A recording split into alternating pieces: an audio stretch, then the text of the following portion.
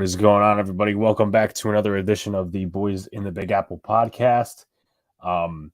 With that being said, I'm not going to take the paper bag out yet, but the paper bag will make an appearance today because of yesterday's results.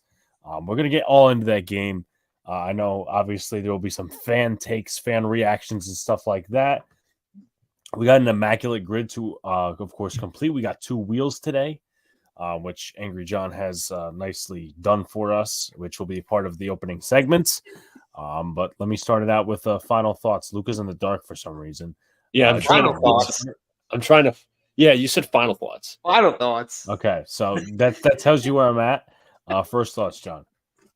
What up, y'all? I currently got a Rangers game on. As soon as this video started, they just scored. So now I'm in an even better mood. Obviously, Jets and Giants game yesterday. We'll have the breakdown of that. And guys, thanks again for everyone that was there. We had a very nice viewership for the live stream yesterday between me, Luca, and Armand. We also thanks to anyone that came on the call-in show yesterday. Appreciate all the calls and all the thoughts and opinions. But nevertheless, like Alex said, I got 2 wheels prepared, one for the Jets and Giants. Okay, so get ready for some laughs. But shout out to our usual guys in the chat already. I see Evan, Jacob, Max, Anil, Hayes, all you guys. Armand's there. Yep, I didn't forget about Armand, my guy. But and shout out especially to him for joining us yesterday. But nevertheless, we also got some more content coming this way. We got World Series tomorrow. We got the Knicks on Wednesday. We got Thursday Night Football, or these two at least do. But nevertheless, go ahead, Luca, as he's still in the dark. Somewhat. I'm trying to find my other extender. I don't know where it's probably on the bed, but okay. But you know what? First off, John, I know I have water here, but still, cheers. Happy Victory Monday. And screw all the Giant fans that are calling out Jet fans. More on that later. But first thoughts. Don't worry, I'll throw shots at your fan base too. Okay. But more on that later. Knicks are 1-2. We'll dive into a little bit about them. Obviously, World Series we have tomorrow. But Jets are 4-3. Facing a critical game next week against the Chargers, and maybe we'll get into some trade deadline acquisitions the Jets can make, even though I don't think they'll make them. Where the hell? I was about to say where the hell the other light is, but he's looking for the extender. What's up to Bill in the chat? We're here for the punishment. Yes, no. Yeah. We're trying to not wake up the cats. I don't know what he's doing, but anyway, we'll start with an immaculate grid. We'll pull it up here. Ooh. Oh wait. Okay, so I guess he got it. Anyway, sucked being at the game yesterday in the rain. Congrats to John and Luca on your win. Sup, Classy Nasty goes, sup, meatballs. What up, meatball? You need a QB. We're going to draft ours. Well, I know Max is for the tank, and that's, obviously maybe that whole Leonard Williams trade helps us out a little bit. Let's see. Alex, you fired a blank when Kim Jones looked back at you. You can't fire shots, only blanks.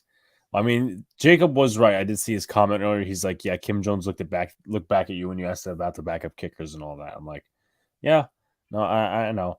Trust me, never mind. Anyway, regardless, let's go into the immaculate grid. So we got first round picks as a category. Now, I think I know one for the Los Angeles Chargers, and I believe that is Corey Liuget.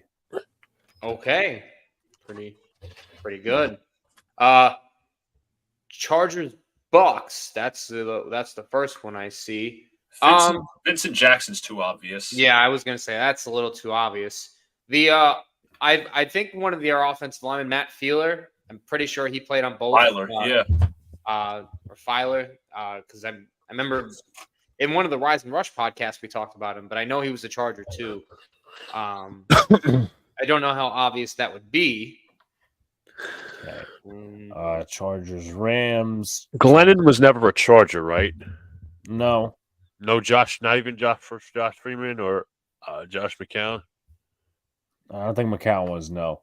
What's up, Daniel Berry Sports in the chat? All right. Jaguars first round pick. Can anyone think of that? Luke Jekyll. All right. Jekyll. What do you go? What was that, first or second overall? Yeah, I think it was in the 2013 draft. Oh my All right, god. and a Saints first round pick. I got a Bucks Jaguars. Okay. It's not Josh McCown. It's Luke McCown. You said Bucks Jaguars? Yes, Sirski. All right. Luke McCown. Okay. All right, what else we got here? We got the Saints as well.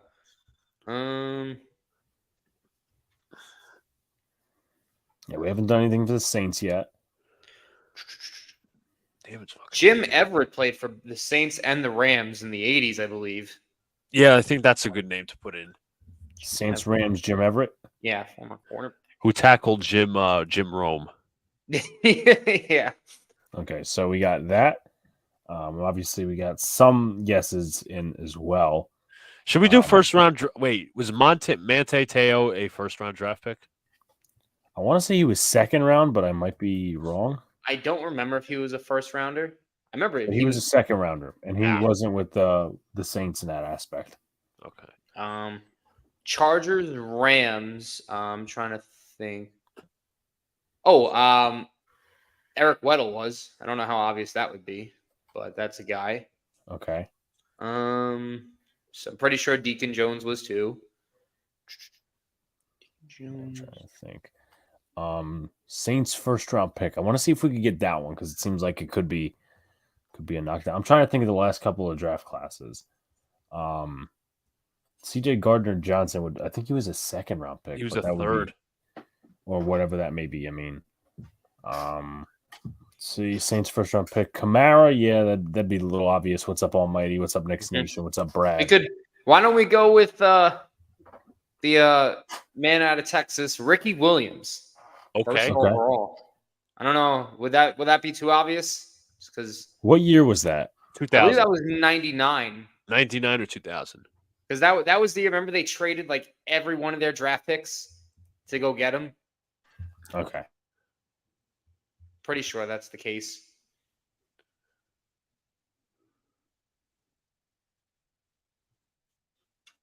Is there more than one Ricky Williams? Okay, we got it.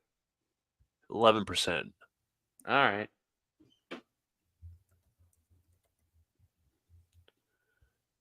Let's see. Bucks Saints. Bucks Saints. This is a harder one. I mean, Jameis Winston's the obvious. Mhm. Jameis, yeah. I don't think Carl Nassib was a Saint. No, I don't think so either. No. Damn. Okay. Chargers Bucks. What was the one you suggested for the You said Eric Weddle. For the Chargers Rams. Yeah. I don't know how obvious that would be. There's also Morgan Fox. I think Morgan Fox might think be a that's better answer. Probably a better answer, yeah. Or there's another one. Depends where you guys want to go on this. Sebastian Joseph Day. I'll take that one. Okay, that's a good one. That's a very good one. Sebastian Joseph Day. So, fun fact. This player and another player, Sebastian Joseph Day, were basically formed from the Alec Ogletree trade. Guess that other player. Rams. That was 2018, right? 2018 draft. Yeah. So what were the two teams involved again? It was The Giants and the Rams.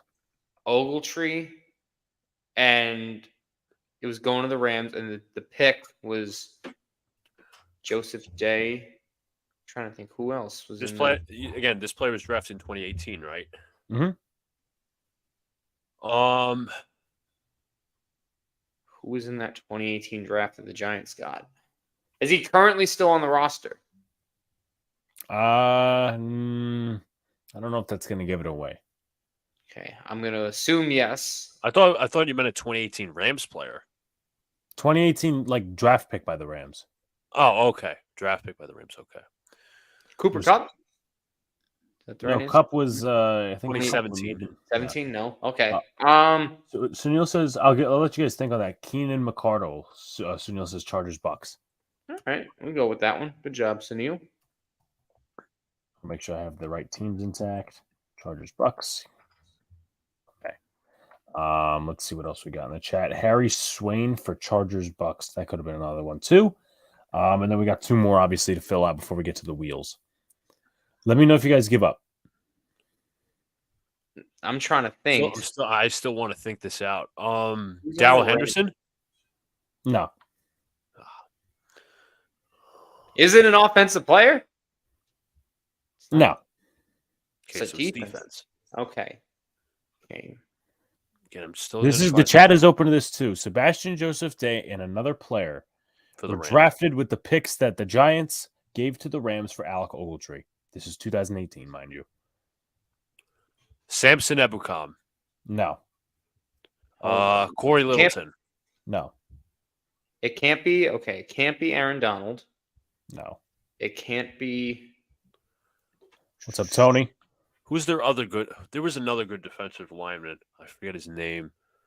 I'm trying to think myself. Who the hell is it? Let me know when you give up. He was also very underrated. I said is Ebukam. it? I said Littleton, which is a no. Taylor Rapp. No. Shit. I'm at a loss on this one. John Johnson. No. Who Give the us the hell answer. is it?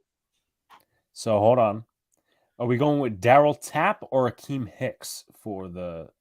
I didn't even know if Saints he played Bucks. for the Saints. Let's go with Darryl Tapp. Okay. I feel like it's a more rare guess. You know how stupid you guys are going to look? Because he's on your team. Wait, and he came over from the Rams? Is it oh my god. John Franklin Myers. John Franklin Myers. There we go. Okay. I wasn't thinking of anyone on our team. I was like trying to think of the whole Rams defense. Like, who the hell was in that pick? It was John Franklin Myers and Sebastian Joseph Day in exchange for Alec Ogletree and another draft pick. I don't remember who we drafted, but that's pointless. Two impactful defensive linemen. LA and the Jaguars. That's our last one. Jags, Rams. Don't say Jalen Ramsey. That's an obvious. Who's Jalen Ramsey? Yeah. What about trying to think? Hold up. Who is? Dante Fowler? That we do him. That's actually, yeah. I think we'll Yeah, do I was going to say Torrey Holt, but that might be a little We obvious. can even go Blake Bortles. Remember That's he was Blake. Sorry. 44 rarity score. All right, John. You know what? It's wheel I got- time. Wheel time? Yep. Okay. Mind you, I'm All still right. here just wiping my camera. We're gonna do the Jets wheel first, then I'll just input all the Giants ones. But here we go, boys. The Jets wheel for the offensive line. Oh, Jesus. Do we all see it? Yes. All right. Should I read out the names? Please do. Maybe if. All right. Oh, okay, yeah. What happened, Alex? Never mind. All right, ready, boys. We got One Finger Spencer Long. We got Afram. We got Alex Lewis and Gase's Doghouse. We got Armin. We got Brandon Moore with a Mark Sanchez face imprint. We got Brandon Shell, Chuma Idoga, Dakota Dozier. Eric Cartman from South Park has agreed to be on this list. We got Fat Albert, Grimace, the Hamburglar Wawa Becton. We got Jabba the Hutt. We got Marshmallow Man from Ghostbusters. And we got SNY's Willie Colon as the choices. Okay. I'm going to see if we could maybe think of any names that we could quickly put in, but Ooh, I don't think I'm okay. not thinking of any right now.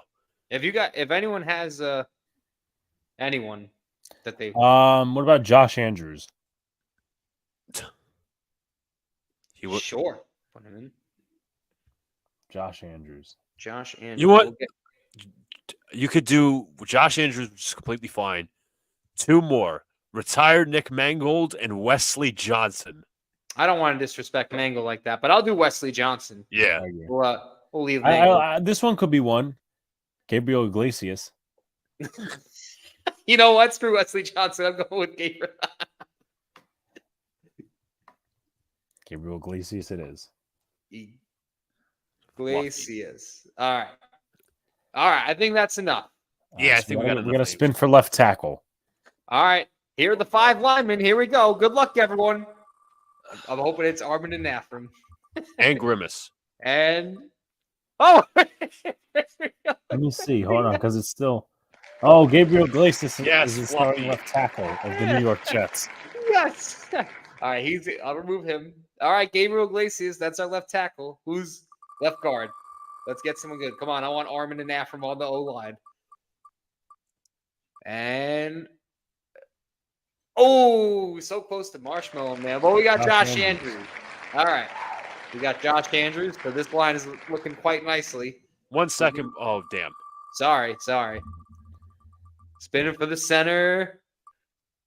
Oh, no. It's Yep. one finger. Oh, why center, though? Why center? Damn it. I don't want to see him again. Well, he was selected at left tackle, Sunil. I was going to say real quick before you spin it, Max Castro brought up Peter Griffin. Remember from that Family Guy episode? He was with the Patriots and he played center with Tom Brady. Mm-hmm. All right. What about Brandon Shell? That he's on the list. All right. Oh, it's the blow up. Becton. He's at right guard. Oh, boy. That's a pretty heavy right guard now. That is. That's a big man. All right. We got to get Gonna Armin be- Nafram. Come on. Oh, wait. Yes! Armin is the starting right tackle of the New York Jets. Armin made it. Yes. What about depth? No depth? No, we got 2 wheels, so we got to be nice, and I got to pull up the other one. The Giants quarterbacks. Yeah, we got the Giants quarterbacks, and we'll add some names if we think it's acceptable. We'll do 3. But are we ready for the Giants quarterbacks? Okay. Well, I'm scared. Here we go. All right, ladies and gents, there's the Giants QBs. We got Danny Dimes, Broken Rib Tyrod, Jake Fromm, quarterback sneak. We got Geno Ripjaw Smith, QB coach Davis Webb, Kyle Lauletta. I don't know why it spelled the P, but oops. Syracuse legend Ryan Nassib, 67-year-old Phil Simms. We got Jacob, Armin, Afram as your suggestions earlier, all right, or last night. So you 3 are on it. We got the combo of Dan and Joe Cat from Jets Turbulence. So they're on the list. We got Arnold Schwarzenegger from The Terminator. We got Kim Jones. We got Eli comes out of retirement. And the last option, all of these quarterbacks are so bad that Alex finally accepts the tank. So I got one more to add. Oh, okay. Alex Tanney. Oh, that's right. You know what? That's a good one. You know what? Let me sort this correctly. Sunil suggests Jim Carrey as Danny Dimes' stunt double. What's up to Ron in the chat? Alex, how do you spell Tanny? Tanney. Alex Tanny. Okay. Yeah, Kim Jared Jones. Okay. Oh, that's right. You know what? I got to put DeVito in there. I'm going to put Danny DeVito, not Tommy. not Tommy, but because they said it on the broadcast yesterday. Or you could say like Danny DeVito's character from It's Always Sunny. Yeah, Frank. But we'll go Danny DeVito, Frank. All right. Anything else? Oh, we got 3 quarterbacks. Oh god. We got 3 of them. We got 3. I hope one of them is the Alex Tank part. Me too. There's Danny Cannell. There's also Dave Brown. It's all right. I think we got plenty. I think this is plenty. Got plenty of terrible options. All right, ready? Let's see. Can Armin be an offensive lineman and quarterback? That's gonna be a conflict of interest. He was a backup quarterback for the Jets, the emergency. Yeah, now he's the starting offensive lineman. He's moving up, man. And you got Phil Simms. Okay, you got 67-year-old Phil Simms. Hey, at least I'm still watching the NFL now. So There you go. All right, next spin. Just gonna back him up. Oh, it's Afro. Yes. You got. This is a good one, man. Phew. Afrom's a quarterback for you guys. I'm kind of jealous. This quarterback room is looking better than I thought. Yeah, no, you got some stuff to be proud of. All right, I really love that hope, Alex one. Please.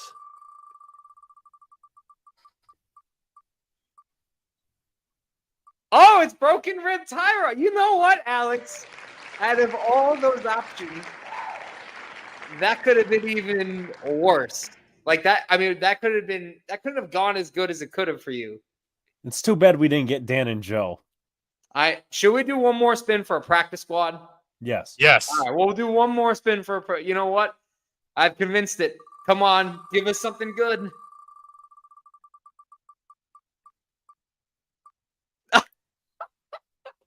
Yes. What a QB room. All right, that's it. My God. There's no words. Congrats to Arvid for winning twice. He's won multiple spots. Yeah, every wheel he done, he wins. He somehow gets picked. And you know what he's gonna say when he's with the scout team? He'll be saying the schmuck is blitzing. Oh man. All right, fellas. That was great. Yeah, I agree. Mm-hmm. Who wants to get into this atrocity of a game? Now, I know, obviously, there's the winning part, which was gifted to your side. But Luca, I'll start with you. I guess we're gonna go over the Jets side of things first because we won. So. Well, how are we gonna do this essentially? Are we gonna do both offenses? Are we gonna do both defenses? Are we gonna do the fan reaction first? Like fan reaction, I think we should do first. Okay. My fan reaction, I'm happy as hell we won. I would have been pissed off as hell if we lost, and me and John would have been ranting. John would have been burning his Jets hat, all that different stuff. But nonetheless. It's good to get a win, but we still see a lot of concerns with this team going from coaching staff to quarterback play. Some people choose to put on the green colored glasses when it comes to Zach Wilson. I don't know why. I respect everybody's opinion. I'll say it multiple times, but I don't understand what some of these analysts are saying when it comes to Daniel Jeremiah and Dan Orlovsky trying to gloss up Zach Wilson. A majority of the game yesterday, you were basically cursing him and the offense out because the game was just awful. I'll give him credit. He made some timely throws, especially in the fourth quarter and in overtime. That completion to Garrett Wilson on third down, which drew a pass interference penalty. You had the Malik Taylor play. You had the Lazard play, which we got up and spiked it in time, which was good enough. But there's still a lot of concerns with this team. Zach,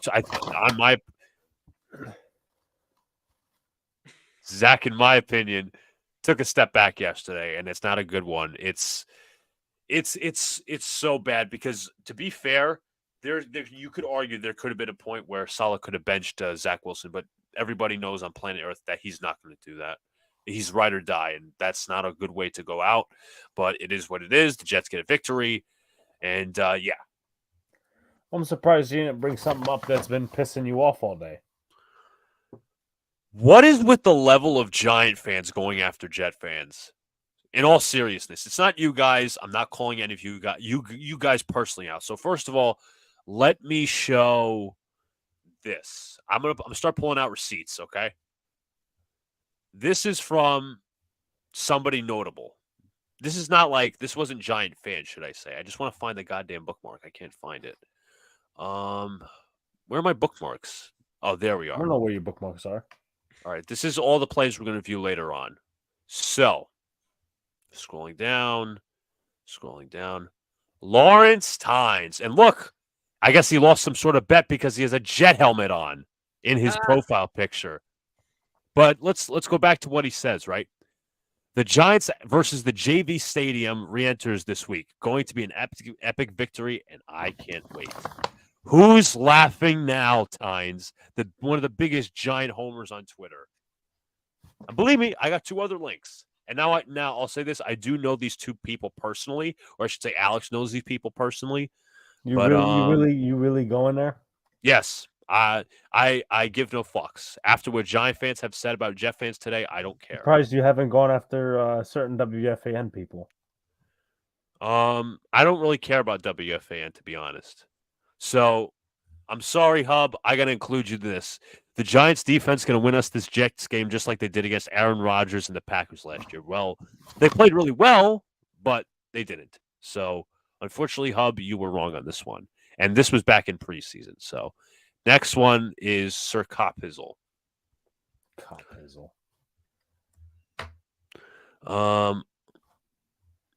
Here's this one. I don't understand why Giants fans even bother with Jet fans. They don't matter. It's well known they're the little brother. Ooh. Who's laughing now? I'm sorry, Alex. I got to pull up receipts on your Talking Giants crew.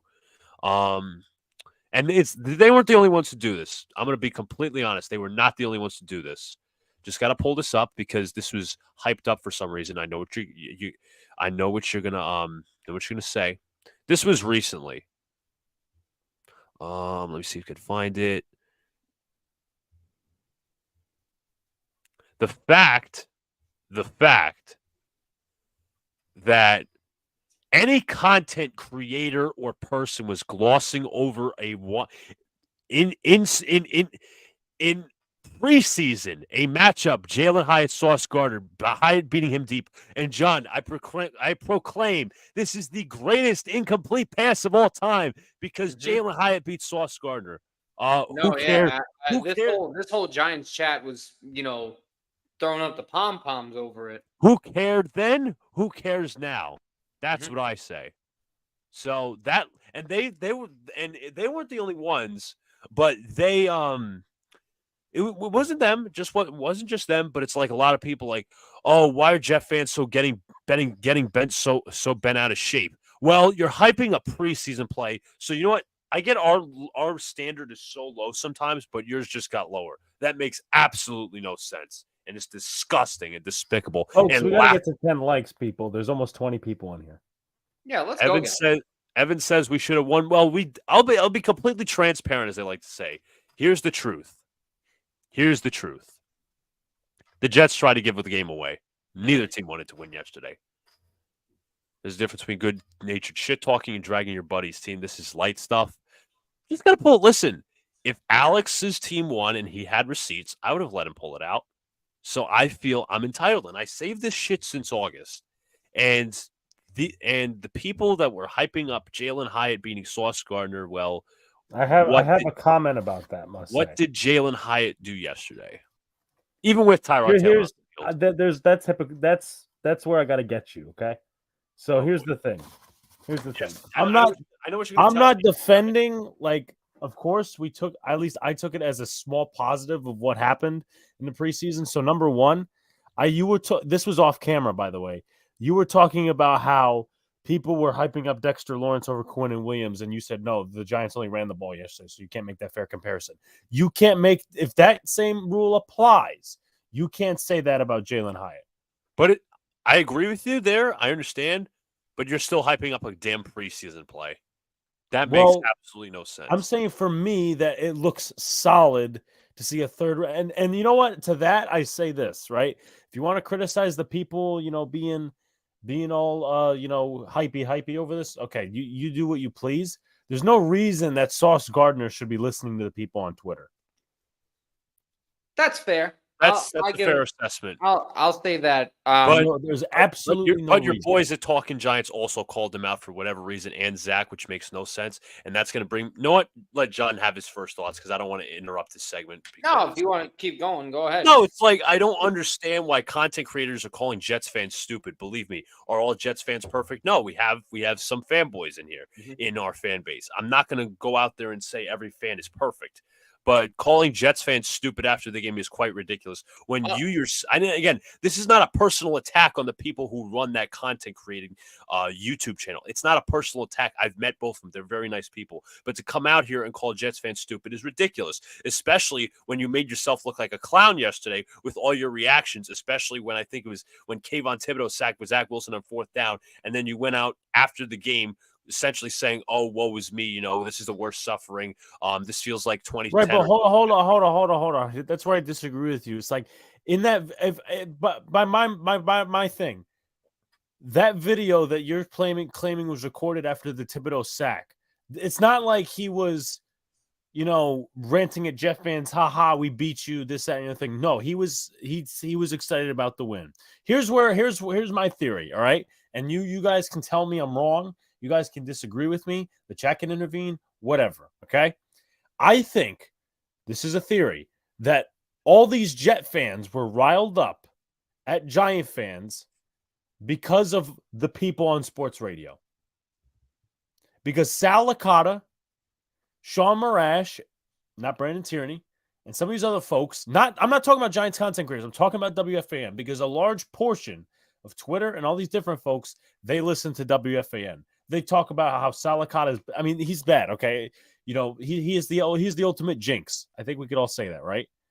Yes. So that's what I'm saying. Like, I don't think Justin, or if you talk about him in this case, if not, whatever, that video was not posted to directly Jet fans. Oh, like in a sour taste. Like, I don't think that, but obviously people clowned him for that video. And his reaction was his reaction. Like, if you're going to say that he can't have a reaction to Jet fans clowning him because of a video he took in the stadium, you're not in my opinion, you're not giving a fair shot. Now, if you're taking a different angle to this, then whatever. I don't think Giant fans should be. Listen, nobody's actually going out there saying the Jets are going to go win the Super Bowl. I will say this. I'm sorry to interrupt.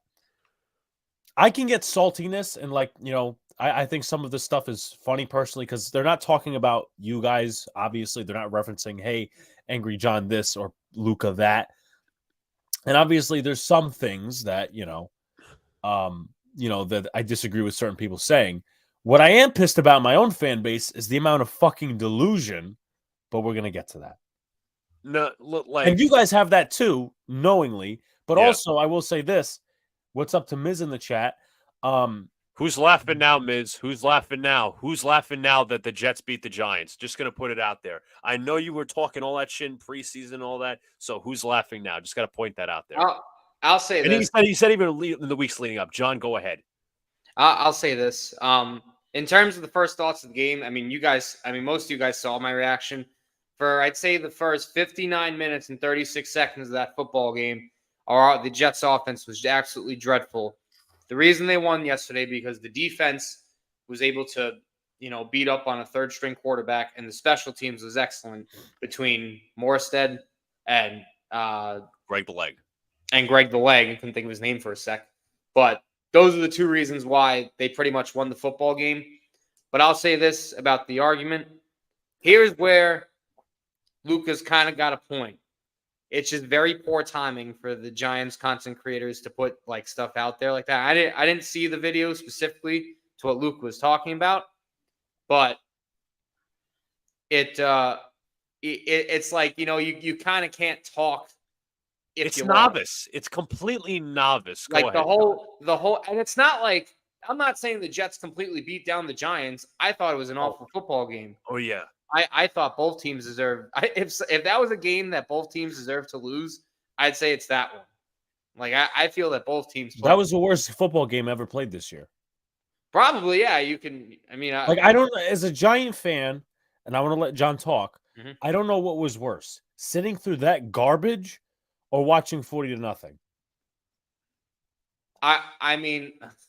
Well, when it's 40-0, you can turn it off really quickly.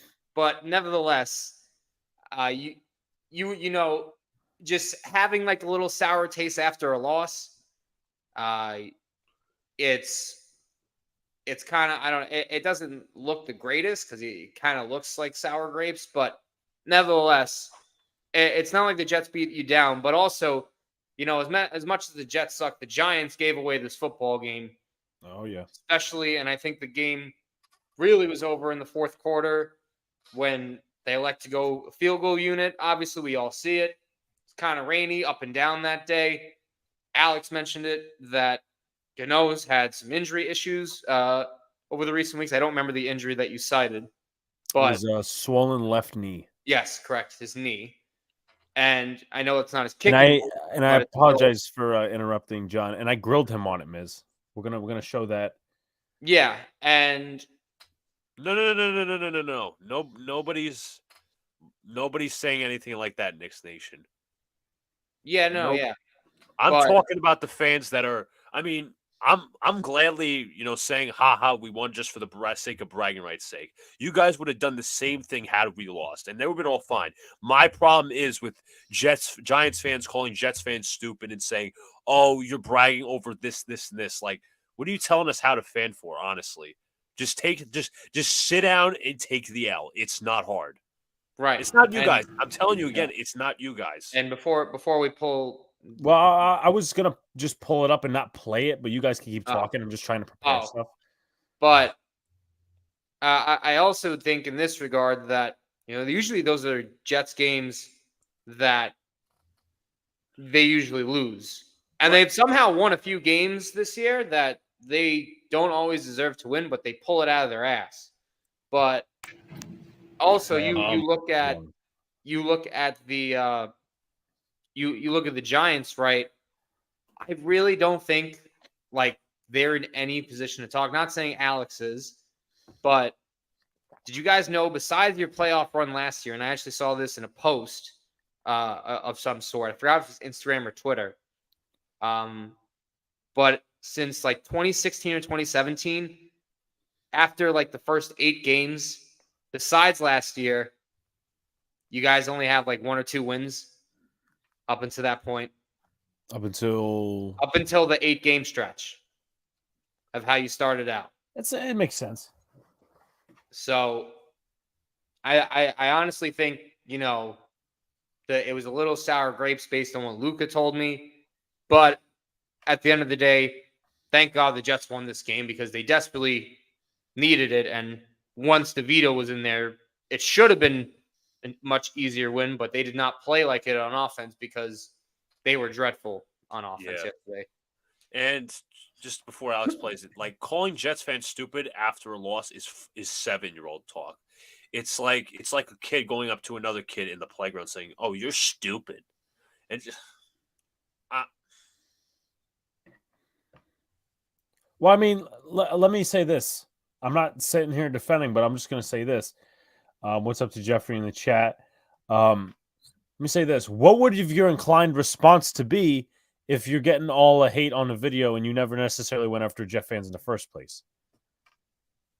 If your video maybe was bad timing, that's my problem. That's my problem. I'm taking a side angle. I'm not sitting here defending it. You calling Jets fans stupid is so irresponsible. You could just ignore it, say, move on. You know what? We don't care about all these people receding us. Who gives a shit? We're going to focus that our team fucking lost, and we're going to tell you why they fucking lost instead of trying to, shift blame and, change the subject to Jets fans. I mean, that's laughable, in my opinion. That's absolutely laughable. I get it. People are receipting you all over the place, but you're pulling now. Now you have the chance to pull receipts on Sauce and Zach Wilson for whatever reason. Please, enough. Focus on your own team. Damn it. I'm not saying this is nothing to do with the chat. I'm just talking about fans who get overly salty. If we lost yesterday, me and John would have been pissing on the Jets. Not even talking about how bad the Giants were. We were pissing on them during the game. Exactly. That's my point. Why shift the attention? Like I don't understand it. I really don't. It makes absolutely no sense to attack Jet fans today. They're not going if you're talking about Zach Wilson's performance and some are saying it better than it is, you could put that up for debate. Me and John are going to talk about it. But by any chance, you say, "Oh, the Jets barely won this garbage fest, this and this." You take a win in the NFL any way you can get them. To be completely fair, believe me, I have my concerns and all of that. That's completely fine. But just shifting the attention is nonsense. It's amateur hour. Amateur hour. Well, Miz, nobody's saying you're attacking Jet fans. No. It's not telling me that. I'm not saying business. I'm just saying other people. Like calling Jet fans stupid is amateur hour. It's 5-year-old talk. Grow a set of balls, please.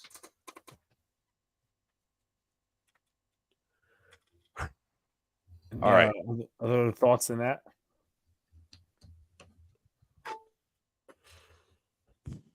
John? First thoughts, that was all I had. I don't know where you wanted to go dive into next. And credit, and I'm sorry, I was pent up in all my anger. Credits to Alex for actually asking the questions that I didn't get to Salah. Well, I mean, I just want to review this, and then I'll go over my reaction. We'll go over offense, defense, and whatnot. So again, those of you who don't know, I had the press pass yesterday. And of course, I got to ask Dable a couple questions. This one went viral on Twitter, so take a look. And it was a pretty important question, too.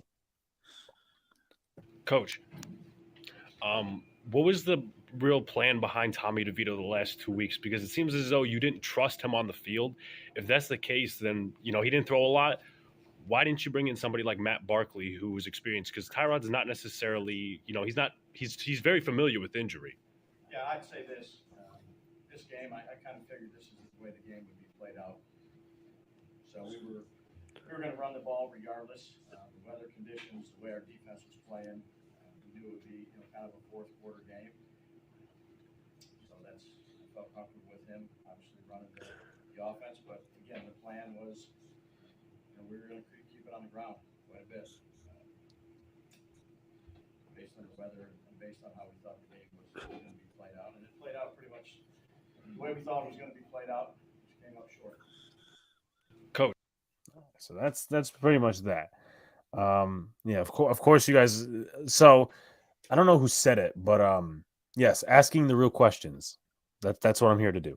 But someone asked about the guy in the Giants hat. I think he's an audio guy because he was in there pretty much when I was there. And he probably is stuff. But yeah, can't hear him. Well, actually, let me take the video from SNY if you can't hear him. If the volume, if the video is better quality, then I will take it from SNY. So you could probably, actually, I think I have it at some point. Just give me a sec, guys. I apologize. Downloads. Is it this one? Hopefully it's this one. I'm gonna pray it's this one. Okay, maybe not that one, but that's still an important question. So I'm still maneuvering here. Once again, apologies. I'm just gonna pull up on Twitter. I'm not gonna beat around the bush. Insert the I took personally meme. I mean, again, it's like I'm bragging to you guys because we won. I'm not getting angry with you guys, obviously. I'm talking about people calling Jets fans stupid and attacking Jet fans for celebrating a victory when you guys would have done the same respectfully if you guys won. I would have said good game, and that be that. That's my personal opinion. That's where I stand.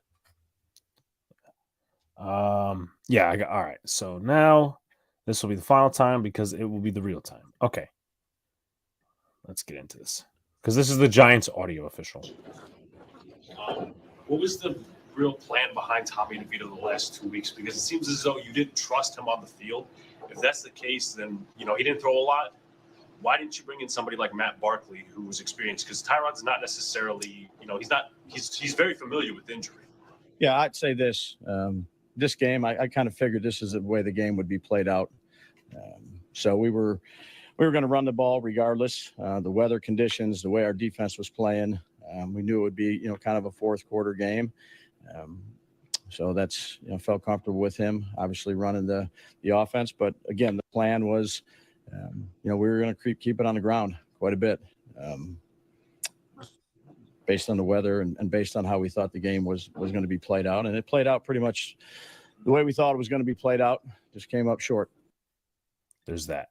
So there's also a comment I think Luca's looking at, but I also want to get to Brad's comment and also a couple other ones. Bill, I'm not mad at you. I know you're trying to lighten the mood. You're fine. Bragging about winning against a third string undrafted QB is quite childish if you're being fair. So I'll put it to you this way. We're not bragging. We're talking about that we won the game. If we lost, we would have been absolutely going nuts angrily because there's no way you lose a game when you allow -8 passing yards. I'm just saying that for the record. No Jet fan is actually bragging, wow, we're going to go to the playoffs, this, and this. We're talking about, hey, we just won. We just beat our crosstown rivals. That's it. It's not a matter of other discussion. It's we won, period, against the Giants. This was anticipated dating back to August because the Rodgers-Ward stuff. But just overall, Yeah, that was just my overall point. It's nothing to do with the quality of the game. The quality of the game sucked if you watched it, obviously, but you have to win those games against a third string quarterback. That was in that scenario, that was a must win. That's my point. It's nothing to do with bragging like, oh my God, we're such an elite team. That's my point. Watch Alexa get banned from asking questions next time, as his questions ended up on social media. There was a lot of people. There was a lot of people on what was I going to say? Social media that, like, in response to that video, and that was obviously it was on the Giants YouTube channel. That was like a lot of people were just ton pissed. What was I going to say? It was both feeling fully transparent. Jets fans were going nuts the whole stream yesterday. Let them brag. It was a huge win for them. I mean, you gotta. You can call it a sigh of relief. It's a sigh of relief, essentially.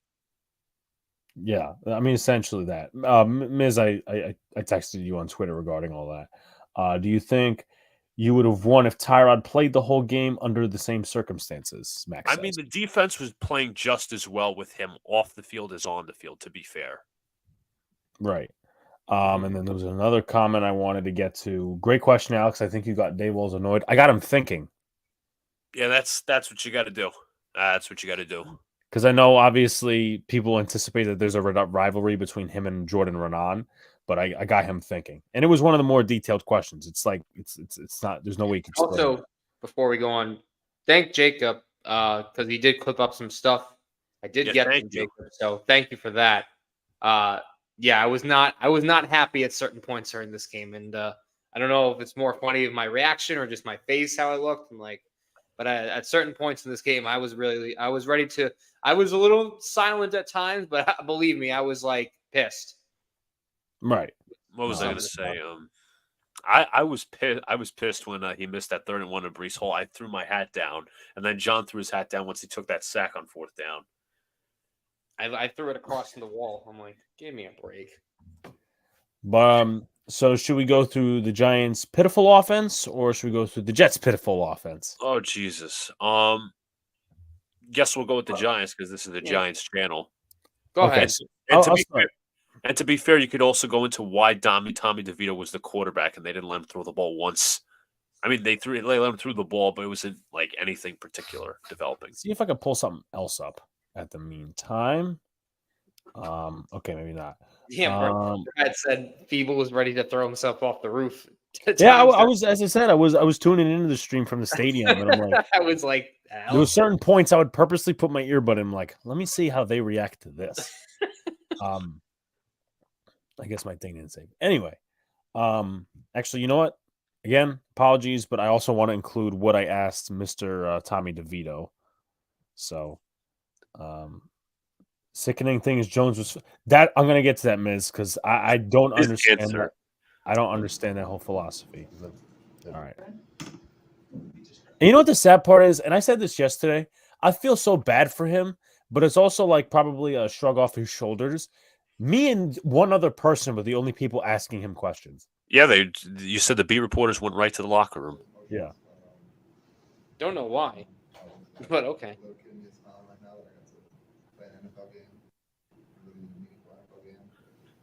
Actually, I apologize, but let me pull up the Twitter version because the Twitter version has better audio. So, what we got here? Yes, I'm not sure I agree with that from an honest perspective. I don't know if 10 would be the margin because Daniel Jones, to be fair, and behind this offensive line has not played well. That wasn't a good combo. You just got to look at the Dolphins game. While I put up the audio on this one, I was going to say, Luca, if you want to make maybe your outside thoughts on the Jets.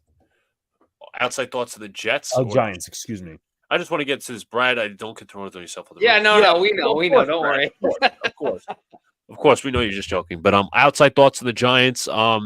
Defense played really well. I mean, Dexter Lawrence had 18 pressures. I mean, Giants offense in specific. Oh, I'm sorry. I meant the offense. Anyways, the offense, it was Saquon. The Jets allowed 200 rushing yards, but that's a matter of game plan when it came to the Giants when they changed their tune after DeVito came in. And they only allowed like 3 yards per carry or something in the middle. But it was basically run offense. There wasn't really anything special going on, but just a distasteful performance. Obviously, Alex is going to talk about the Daniel Jones injury handling, why they didn't have a proper backup behind Tyrod Taylor with injury and everything like that. But that was as bad as the Giants performed offensively, the Jets did as well, but the Giants played bad offensively. Any thoughts on that? Well, I think you want to bring him to what Miz said. Obviously we saw the tweets earlier, but it honestly made no sense that Jones was cleared and they still elected not to play him. They knew that before the game, which is really interesting because that I don't know if that means they had more confidence in Taylor or whatnot, or if they're just protecting Jones for whatever reason. But like you said, Luca, it was pretty much Saquon Barkley just getting the ball. I mean, they only had 14 passing attempts, I believe, throughout the whole game. Yeah, and DeVito had 7, so right. I can explain to you why. But also, I mean, there was really nothing going for them offensively with the Giants. They had like the one nice drive where the Jets came out flat in the third quarter. I think it was their very first drive, actually. But other than that, there was really not much on offense, man. It was really a matter of, all right, we have an emergency. I don't want to say emergency quarterback, but we have a kid that we clearly don't want to play. And it was a disaster. It was a disaster for the Giants on offense. Yeah, so just want to get to this one real quick. Did you wish that maybe you would have passed a little bit more, or did you just say, look, it's my first NFL game. I want to leave it up to the coach. Coach knows best. Yeah, making plays called, and my job is to go out there and execute and not lead the offense. That's pretty much what he said. And again, I didn't have too many questions for him because I didn't expect him to be available. But then again, everybody learns. But yeah, Jesus Christ, Giants offense. Let's talk about it. -9 passing yards, and we remember the game a few years ago against the Bears where Joe Judge basically ran the football all game.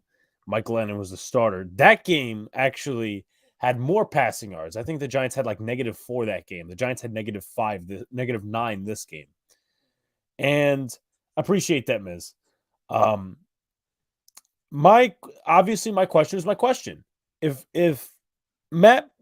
you brought in Matt Barkley, why didn't you sign him? If you brought in Ian Book, why didn't you sign him?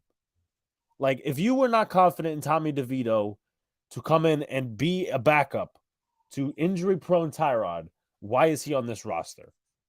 Why? And, you could talk about maybe this game, that game, whatever. Against the Jets, who hit really hard, against the team that's going to give you the extra push, I mean, it just doesn't make any sense. And this whole thing with Jones now, it's just weird. Number one, they clear him today, or they say he was cleared for contact this morning. And it's just like Tyrod went down, but there were so many reports going in so many different directions that he was not going to be ready for the next few weeks. So many people were just like in so many avenues, like Rossini was reporting something, Schefter was reporting another. And then like now we hear that he was cleared yesterday. And I don't know what like the whole communication system is, but someone needs to get fucking lit up about it, because does Daniel Jones win you that game? Ifs and buts were candies and not to be Christmas. That's the famous saying. But if he starts and gets injured again, Tyrod's there. That's the thing. And you know what? Even if you elevate DeVito in a 3-quarterback situation, it's still an emergency QB. It can't hurt in that situation. So it's like, oh yeah, we knew he was active, but they didn't find out till after the game. What is the system? What is the fucking system for testing these guys injury-wise? Hold on a second. Let me mark it. Didn't Dable say after the game they told him he was cleared? I don't know what it was. Like, here's my biggest question regarding that. How the fuck is he questionable versus Washington, but out versus the Jets? And now you got fans with conspiracy theories, but those theories may be proven that Andrew Thomas is coming back, and that's why Daniel Jones is coming back. So figure it out. And you know what?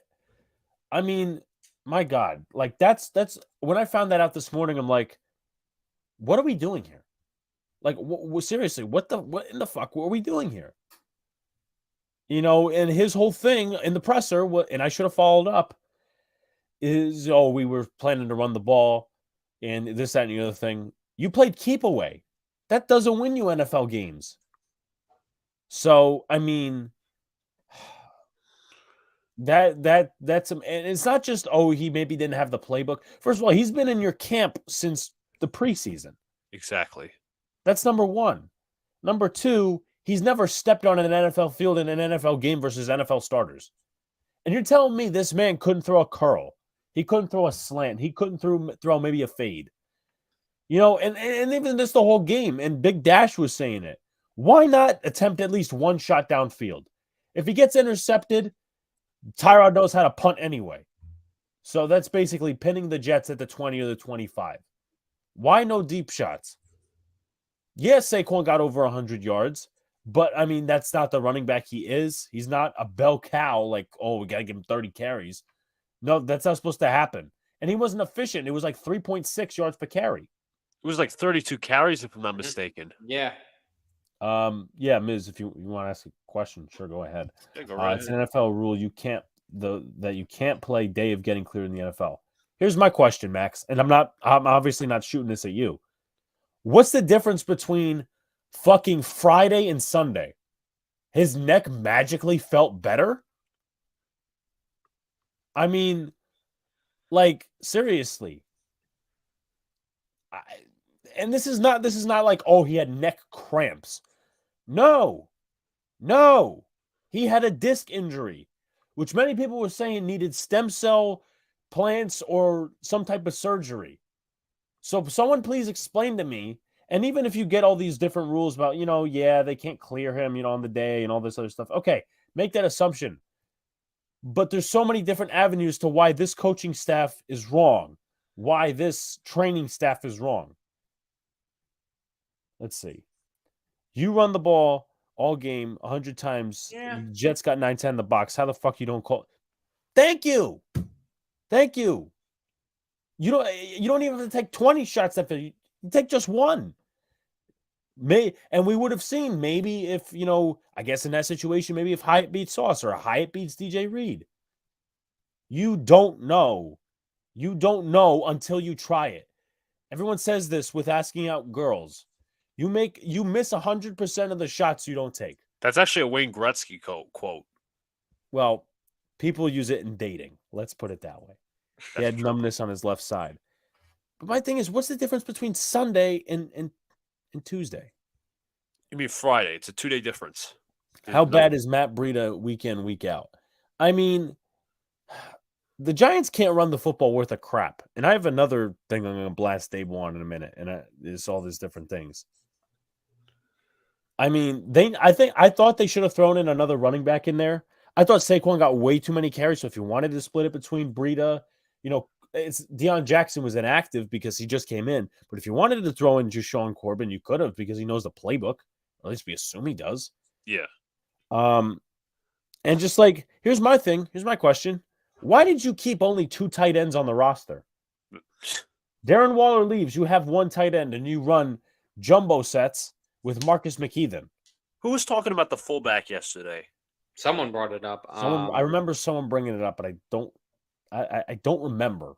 But that's a good point to bring up. Was that a scrub 0? It could have been Scrubs. Possibly. Could have been Scrubs. Last week I told the Blue Crew nothing wrong with Daniel Jones. It's a cover to let Tyrod play. And yeah, maybe like, all these different things. Maybe Tyrod looks an inch better than, Daniel Jones. But if you're going to kind of play those cards, come out and say it. Like, I know that they won't, but like for Dable, come out and say it. How's that looking? Yeah, Wandale didn't get anything. No, I thought he got a catch and he created some yards after the catch. It was when Taylor was in, but yeah. He had the end around. Again, he's right. He's right. You're right, but like again, I still question with you guys from a football fan. No, I'm not being naive. It's just I know that there's whatever it is fucked up. Like I'm not saying, well, the Giants got this situation, they know best, because trust me, Miz, that's been thrown at me a lot. The Giants know best. It's you. You're not the coach. You're not the GM. I hate those kind of excuses. Yeah. It's the worst. Promise you, Joan was. He could have been. He honestly, at this point, he probably was. And maybe Andrew Thomas wasn't ready, and that's what they said. Hey, or maybe they thought Tyrod was better. Can we get a competent QB and solve the O-line problem finally? Well, I mean, Leonard Williams was just traded, so that kind of delves into like the trade packages. Yeah, no, I know, Miz. Can Alexa and Feeble get brain stem cell surgery? I don't need it. I don't need it. I don't think I need it. Dave will go nowhere. So it was Max that was talking about the fullbacks. Okay. Well, I don't think. No. I'm not sitting here saying that we should fire Dable because I'm not on that side either. There's been a lot of Giant fans on Twitter who's like, fire Dable, this, that, and the other thing. His playoff year last year buys him a year. And I think he does. I think he could probably go out there and do better with better talent. But like, this was probably same talent, maybe a little less than last year. Yeah, what's up, Jeff? Basically, the Giants essentially played run it back. Like, let's be honest, Alex. If he threw the ball with DeVito, he's going to do something stupid against the Jets defense. The thing is, you want to go down swinging, though. You want to go down swinging. You don't want to go down looking. And I said this to people on Twitter because I got in that same like thing, but people were not. I'm not saying Knicks Nation's being a homer. I'm talking about like people on Twitter. They're like, oh, DeVito this, DeVito that. Why is he on the roster then? Why? Because you're not the coach. You're not the. I'm not the guys. I'm not the coach. I'm a mouth. I'm a mouth breather. You're a mouth breather. That's right. Proud mouth breather. So paper bag Alexa's here. Redneck Alexa will be tomorrow night. Trust me. Dable had us in position to win. Then we scored and kicked the field goal. Dable called the correct game. He just made the wrong decision in the end. But there's another reason. In another way, I grilled him. I said, "Do you realize? You know what? Let me stop, and let me play it." Have you recognized that some of those decisions over the last few weeks, even going back to Buffalo, kind of like been the difference in some of those like low scoring, very close games where it's like 4th and inches, 4th and 1? Maybe you could continue the momentum.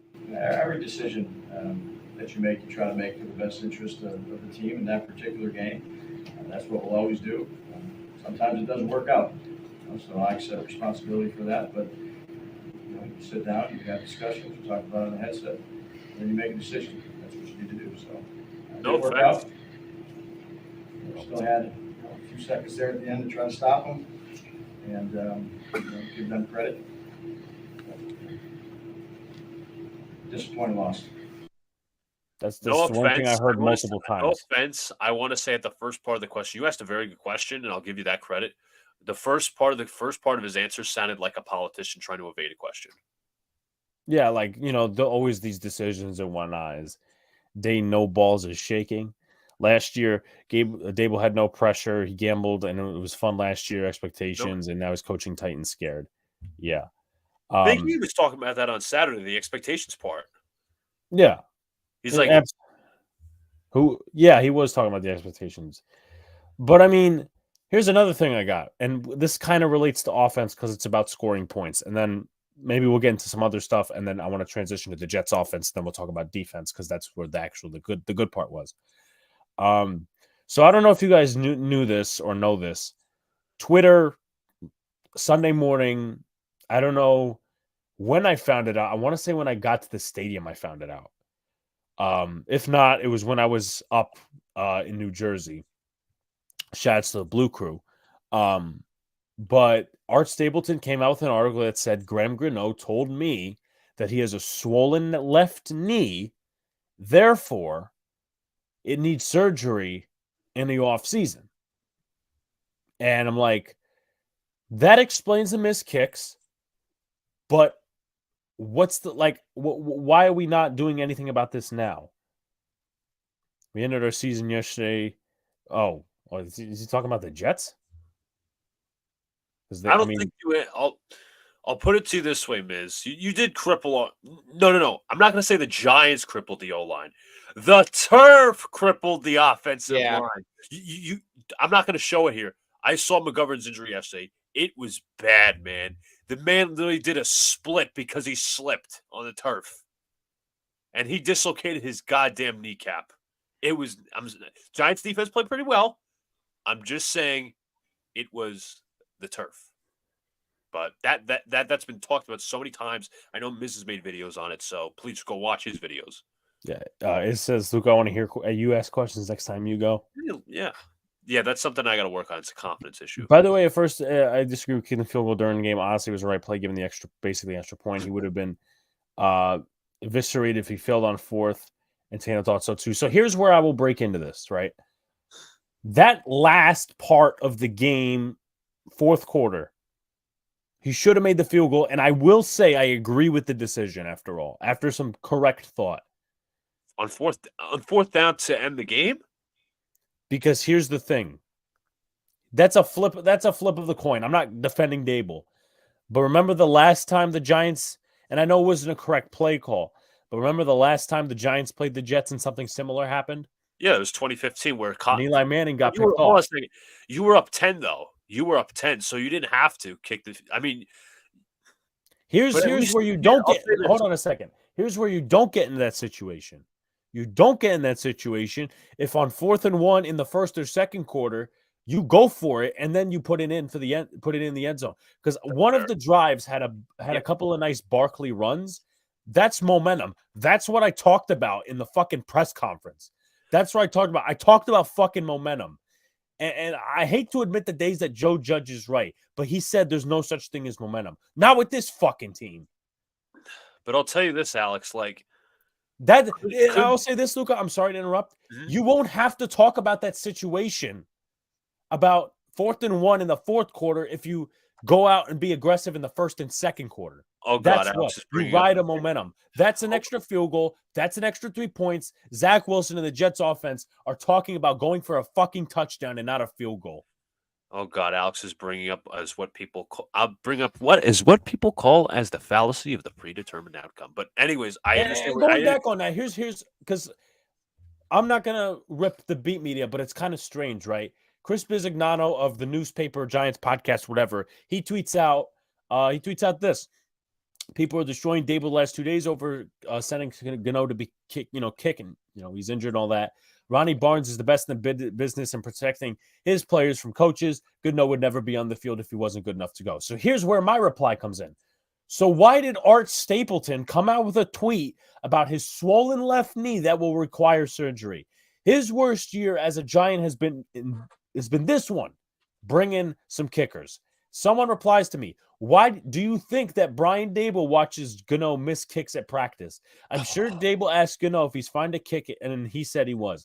I'm sure Dable watches him drill kicks at practices and sees him look amazing. What do you want Dable to do? Again, another situation of you're not the coach. You're not the coach. You're not the general manager. I'm not the coach, guys. I'm not the coach. You're not at the practice facility. I'm a mouth breather. I'm a mouth-breathing simpleton. No, I'm sorry. I've been missing some comments. I want to get to that in a little bit, but I want to reply. I want to just put in my reply. Ready? So if he misses kicks in games, so basically if you add it up, math-wise, if I'm not mistaken, he's missed a kick in every single game this season. And that's not all his fault, because here's the thing, too. Here's the thing. Block kick. Will McDonald jumped over whoever the hell. And, of course, that goes to special teams, but that's okay. Thomas McGahee is well-respected. He's well-respected. So let's go with field goals missed. No, I was actually talking about the Cowboy game. Well, I mean, that's also there, too.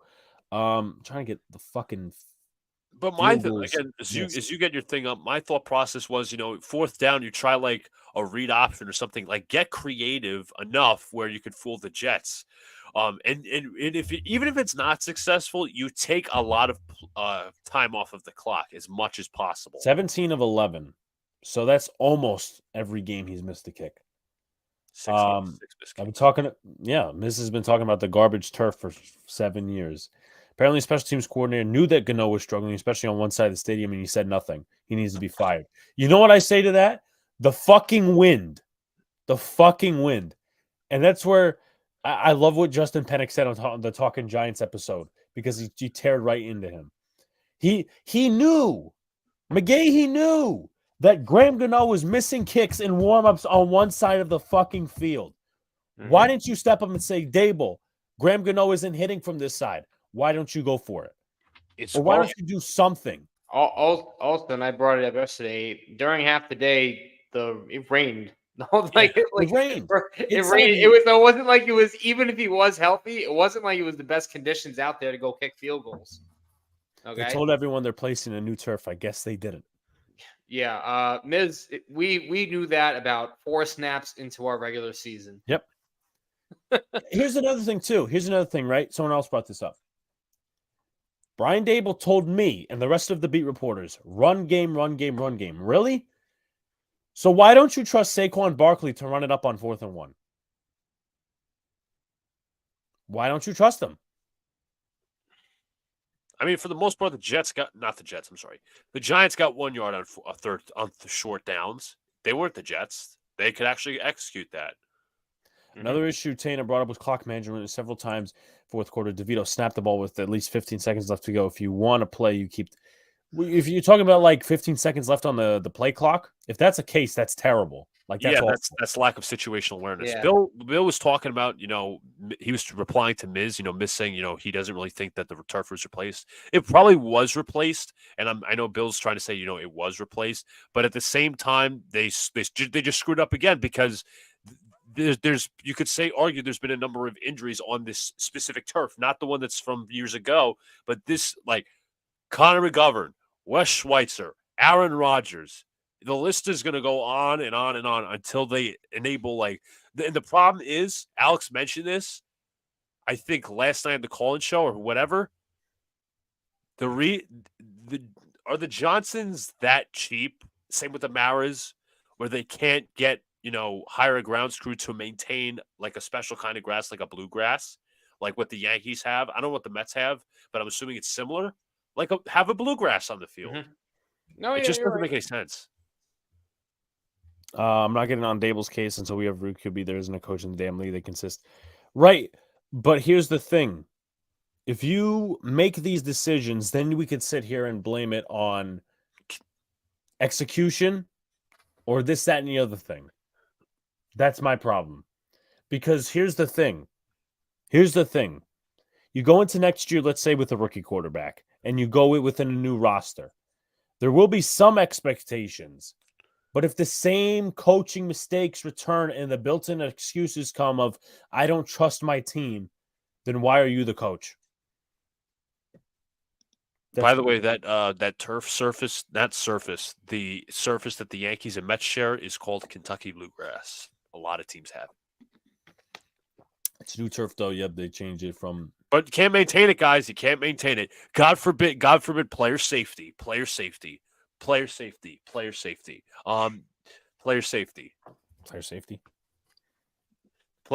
guys. You can't.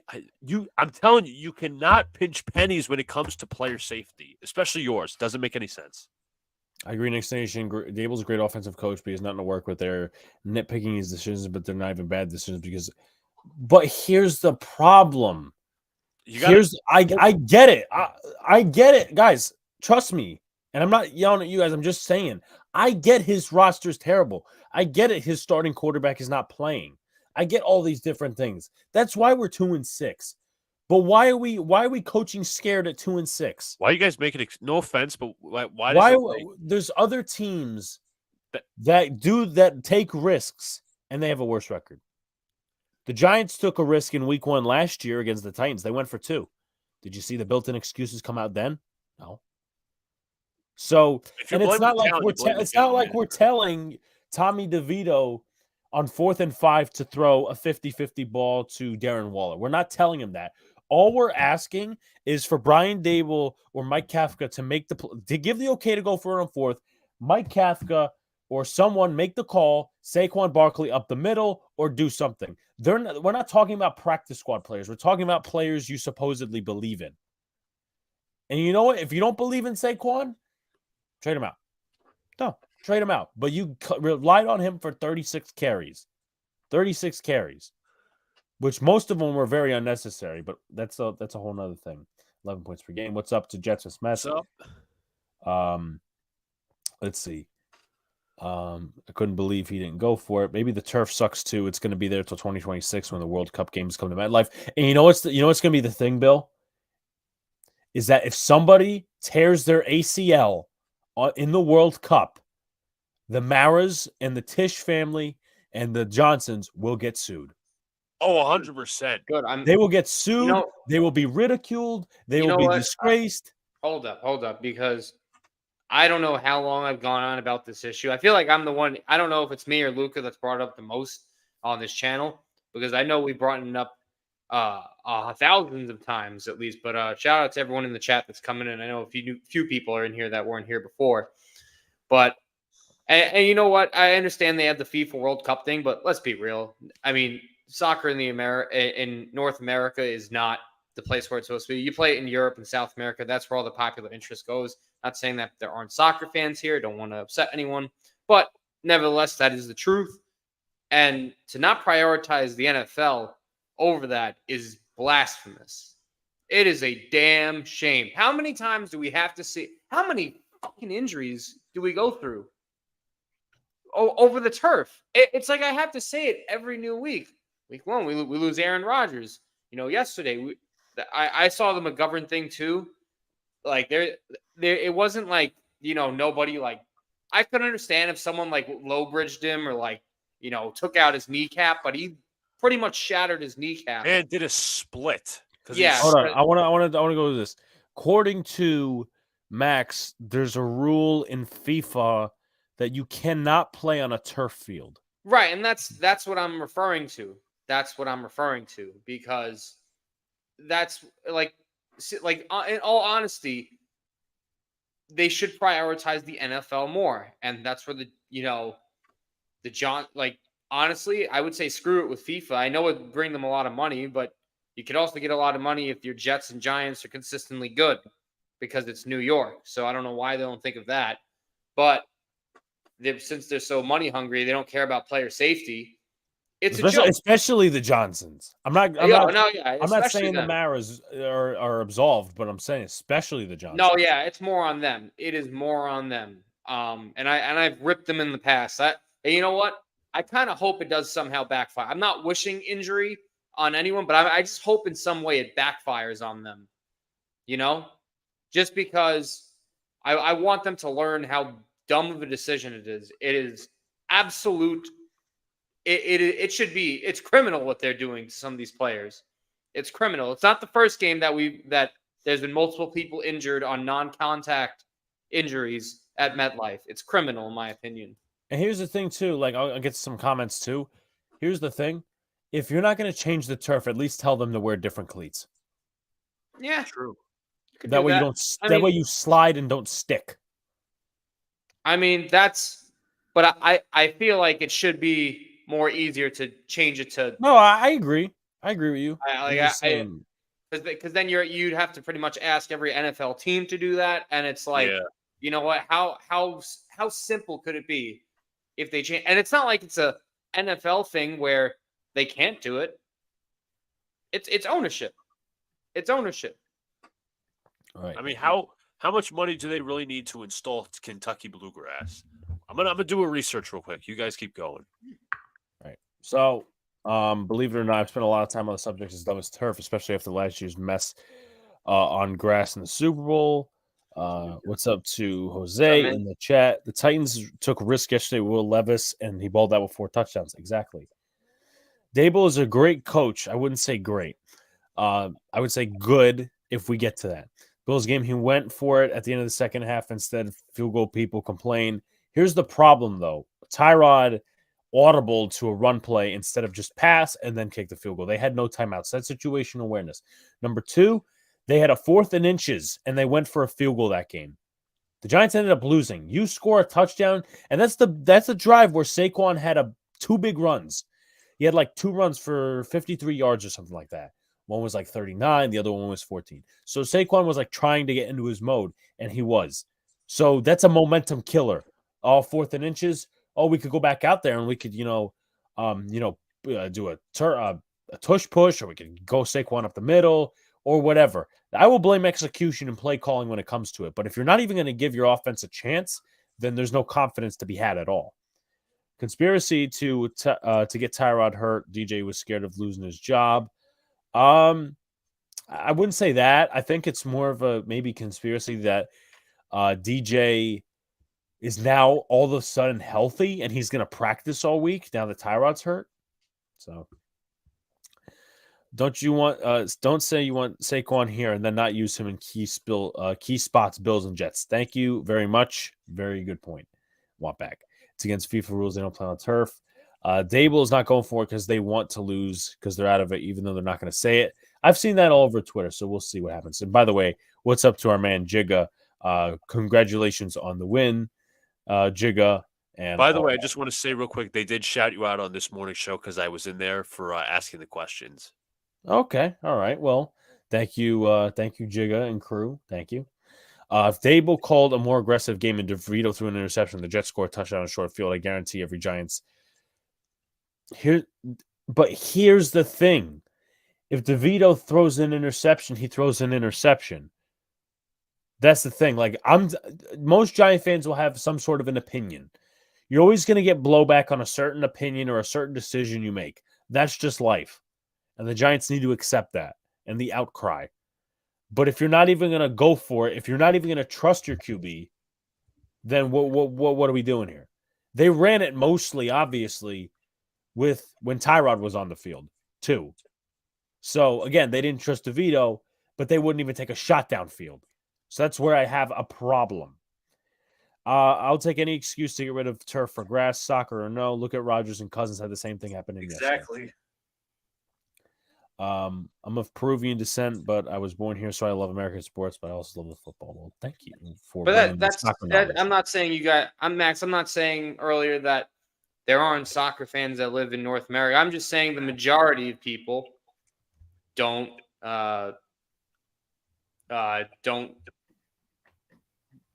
not there. That's not their focus for sports. Yeah, it's more mainly Europe and South America. Mahomes ever got hurt because of the NFL turf, they would change the surface. Yeah, you're right on that one.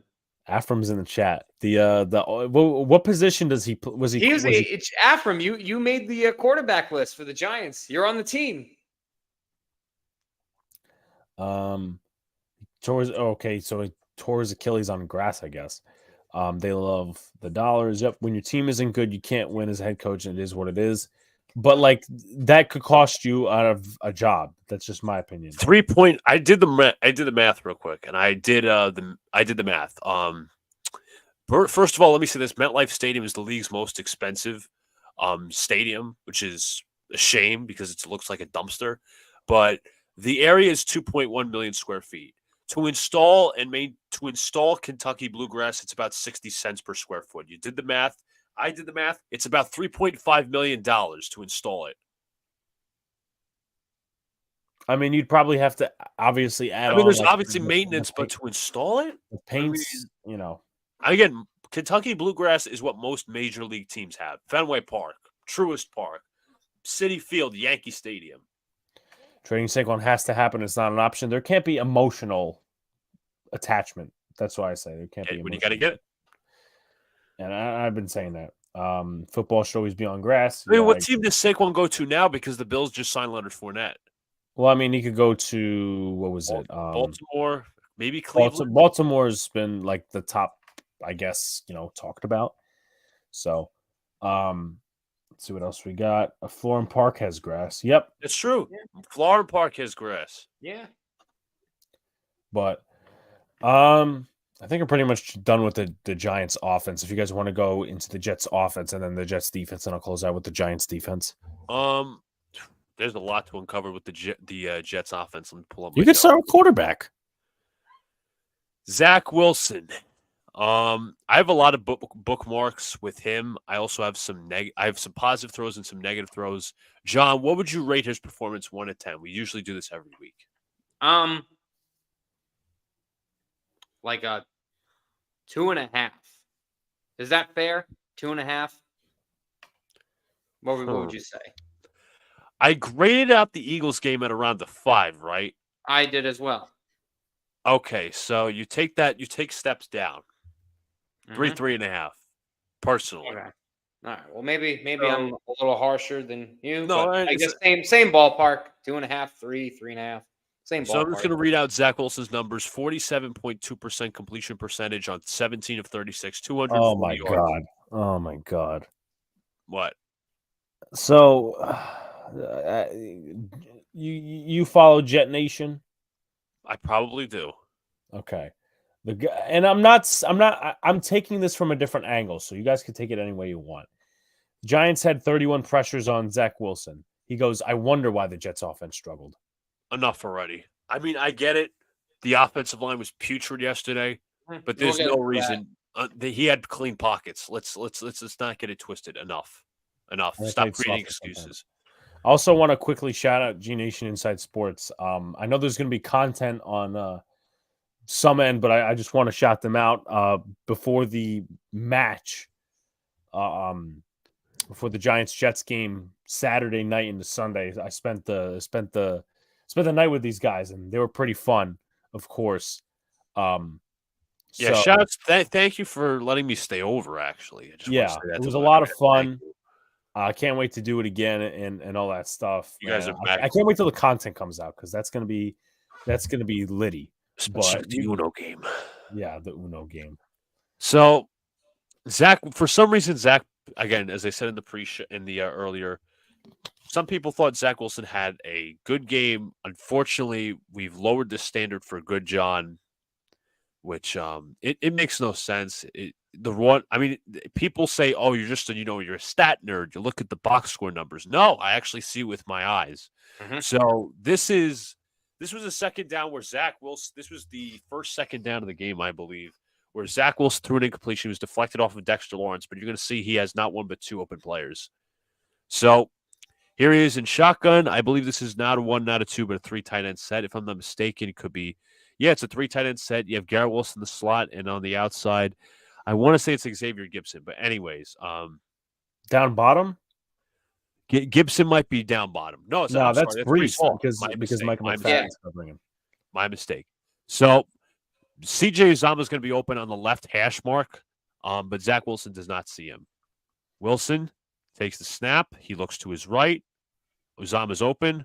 Ball is deflected. If you want to go back to the specific part, yeah, I'm gonna slide it. So Wilson, slow it down. Takes the snap. He looks right for the first. Looks middle, sees that Conklin's not open. Garrett Wilson's starting to break free. I don't know if McLeod's going to go cover double Garrett Wilson, so I'm going to say that. And Uzomah's open. He throws it to Uzomah's right. That's probably a first down. So it's just the overall processing of only reading one or two parts of the field. I'm not getting extremely picky. This is what I'm seeing. So let's pull up another one. All right, let's see what happens on this play. The Uno roll. Yes. Just gonna watch this real quick. Just want to make sure. Wilson. Oh, this is what pissed off John yesterday. And some people will blame Can I explain why I got really pissed yesterday? Yeah, some people will blame Garrett Wilson. I don't, but John, give your thoughts. So, at this play here, right? You're gonna see Garrett Wilson lined up. If you want to play it a little bit, I don't know if you're gonna see Garrett Wilson specifically get open here, but he is open. He beats his man and he's open. I think Banks was covering him at this part. But you see all that space? You see all the space he had in between Giants defenders? If he hits Wilson in stride while he's running, notice this after. I know it's a little hard to tell, but he has to stop. Because he has to stop, the defender easily is able to catch up to Wilson and makes the play. Look, you can kind of see Wilson here. Had all that space. He has to turn to his right. He has to turn inside. But because that throw was late, that's why I got so angered. He could have two things. As Fireman Ed actually said on the NYJF podcast, Zach Wilson never throws a wide receiver open. You're supposed to, as John says, hit him in stride, but he never does here. No, He it doesn't. either throw it towards the sideline. Well, you're going to throw it towards the sideline anyway, but still, he was open. And I don't know why some people are blaming Garrett Wilson. That throws obviously to his right. Makes no sense. Yeah, I thought that was one of his worst throws, and people were saying Garrett dropped that. I'm like, well, no, he made him a sitting duck. It's almost one of those suicide passes, although it wasn't like a defender was going to go A hospital pass. Yeah. All right, let's see what happens on this one real quick. You got Wilson, Brees Hall, play action, Wilson looking, and he just throws behind Garrett. He throws behind Garrett Wilson. I'm gonna tell you, mind you, this pass was not deflected, so this is a lack of touch. Rather, I could be wrong, but I watched it yesterday. This pass was not deflected. It So wasn't. play action. Wilson looks right. It's behind Garrett. I don't think it was the throw. That was an awful throw, and it's a timing route, and that's something Zach has struggled in the past. Garrett completely open, beats. I don't know if that's Banks or Adoree. That was Banks, number 25. Banks. That's Banks that's covering him as he did most of the game. But nevertheless, that's another throw that goes behind him, and he has no chance on the ball. So. I mean, let's see with the quarterback pressure. Can't Zach just maneuver a little bit to his up the middle? Because Brees Hall's doing a nice job. And even then, I mean, it's hindsight 2020, but he might be O'Shane Zimenez if he leaks out left. He could. Well, I was going to say he can move the pocket. He can make a move middle, jerk his shoulder, and he can throw to Garrett Wilson in stride. But no. This. Yes. We said that he was close to getting back to that after the Brees Hall miss. I think besides the Garrett one, that was the worst throw of the day. As I told you, I flipped on that. I was like, what are you doing? I this think is another miss. Norman. Let's see what happens here just real quick. Wilson. Is this it? No. This is when he steps up, but I'm going to tell you why. Yes, it's a sack. Yes, they're going to blitz. So the Giants are going to send 1, 2, 3, 4. Looks like 5 or 6. Wilson looks right. Shifts, but you're going to see Garrett Wilson come open a little bit. That one, I'm not so angry at him. Yeah, you're not so angry because there is pressure. Because the Giants actually did a very good job of, you see, the issue is he had no choice to step up because Hamburglar on the left side was getting beat by Kayvon all day yesterday, and he was atrocious. Becton was awful. Watch. Not just him, but Mitchell too. Well, no, I mean Mitchell had 2 freaking false start penalties, which drove me nuts. So both tackles are bad, but it's been said that Beck again. I'm not justifying. I'm just saying in general he tends to struggle with those speed rushers. Again, yeah, and he did yesterday. Let's see. I did that one on that third down. I mean, in the total game, I don't know if it was 7 receptions, 100 yards. I want to say. Yeah. So, I don't have the. I mean, they're not allowing me to share the other file, but I'm going to show you the Brees Hall one. Let's pull it up because that was obviously ridiculous. Give it a sec. Easy, one of the easiest throws you can ever make in your life. Uzama in motion. Wilson, play action, roll out. Oh my God! This nonsense. I can't with this nonsense. I fucking Jordan Ronan just said the Giants didn't need to throw yesterday. Oh Jesus! I can't deal with this nonsense. I really can't. All right, let's watch the play again. I'm sorry. I apologize. Twitter's a dick. And how the hell could you possibly underthrow that? I don't. It just doesn't make sense, man.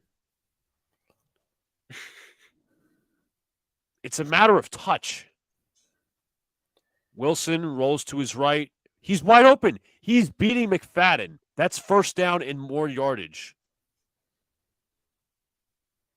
Maybe. Okay, so I want you to go back. Look at his footwork, maybe. Do his feet at all get tangled or they look measly when he's rolling out? So God help me if he can't get his feet right. Look at the feet, guys. If you want to just can you do it slow? Maybe we could see. All right, I'll just pause right here, and then we're going to move it slowly. I mean, I don't know how to judge a quarterback's feet. I'm going to be completely honest. If he wanted to, he could have set his feet, though.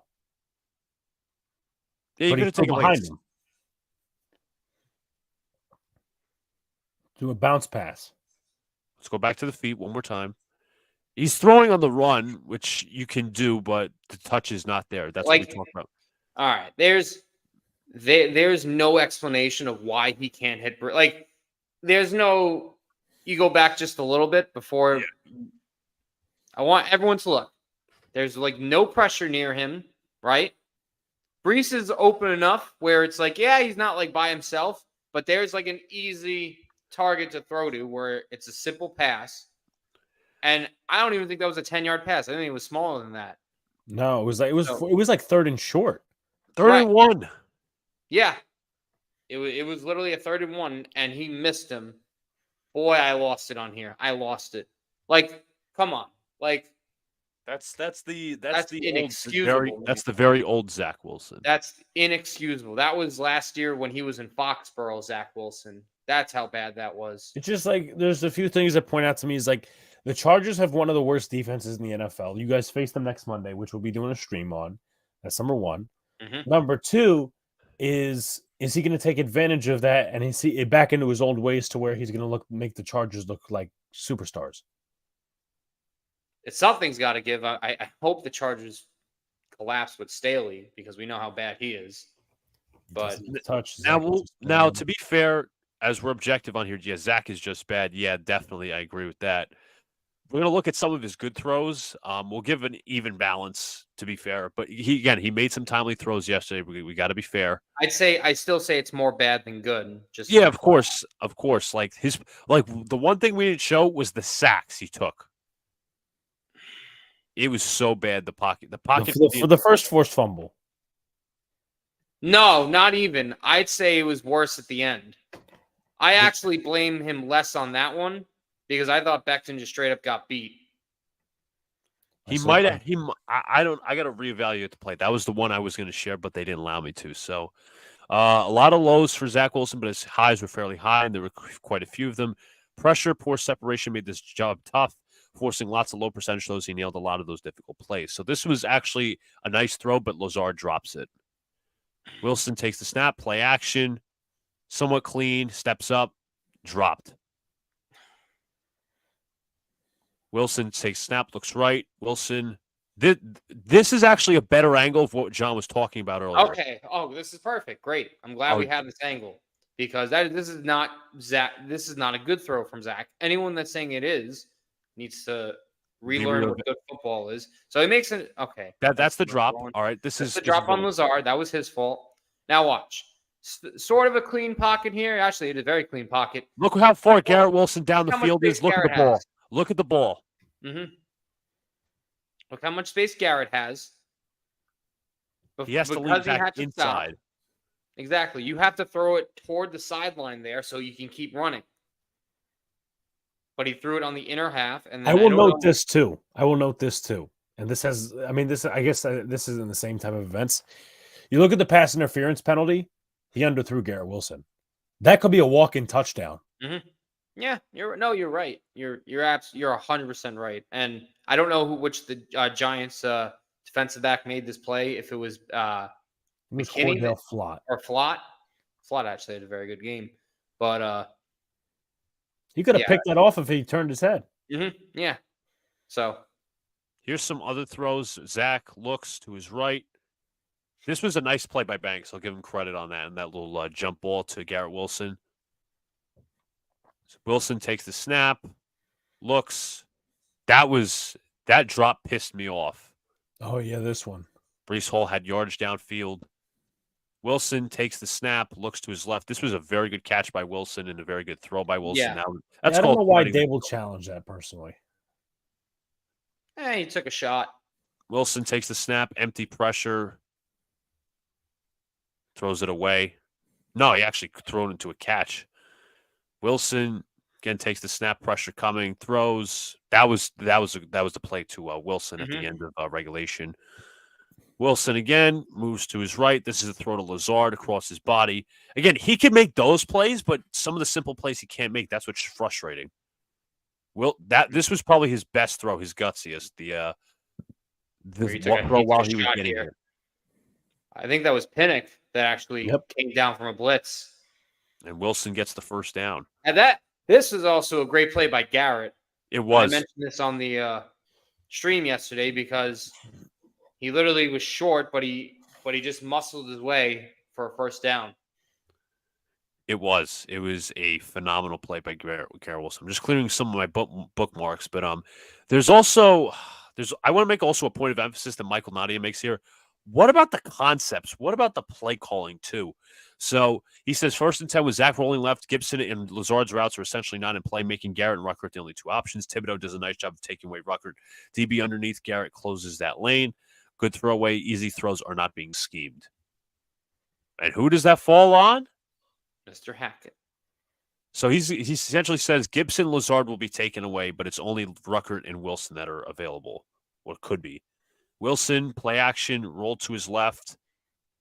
Again, I don't understand why they're rolling him left. Yeah, I don't get it. Why are we rolling him left? Thibodeau takes away Wilson.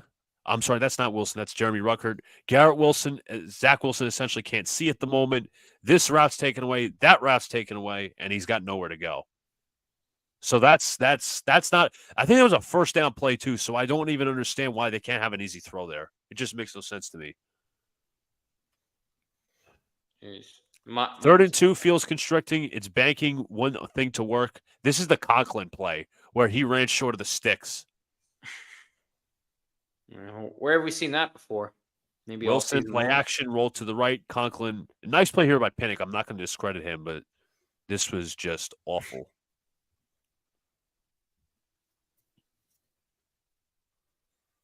And this is a good throw too, but why is it short of the sticks? Yeah, like I'm pretty sure. I swear, like you could change the game, and we've seen that same exact play. I don't remember if it was the Denver game or if it was another game, or if it was against Philly. But we've seen that same play run for Conklin, and it was like a 4th down, I think, and we were short by a yard. It was like it was like one of those quick passes, and I'm like, why are we doing that again? I don't remember which game it was, but again, it's like we don't learn the lesson. When he sees the field, he makes plays. When he doesn't see the field well, he has a bad habit of focus on one guy. I thought he did better with the reads yesterday, but again, it goes back like some things are just consistent, some things are not. Like the touch footwork is still bad. Footwork's still inconsistent. The touch isn't there.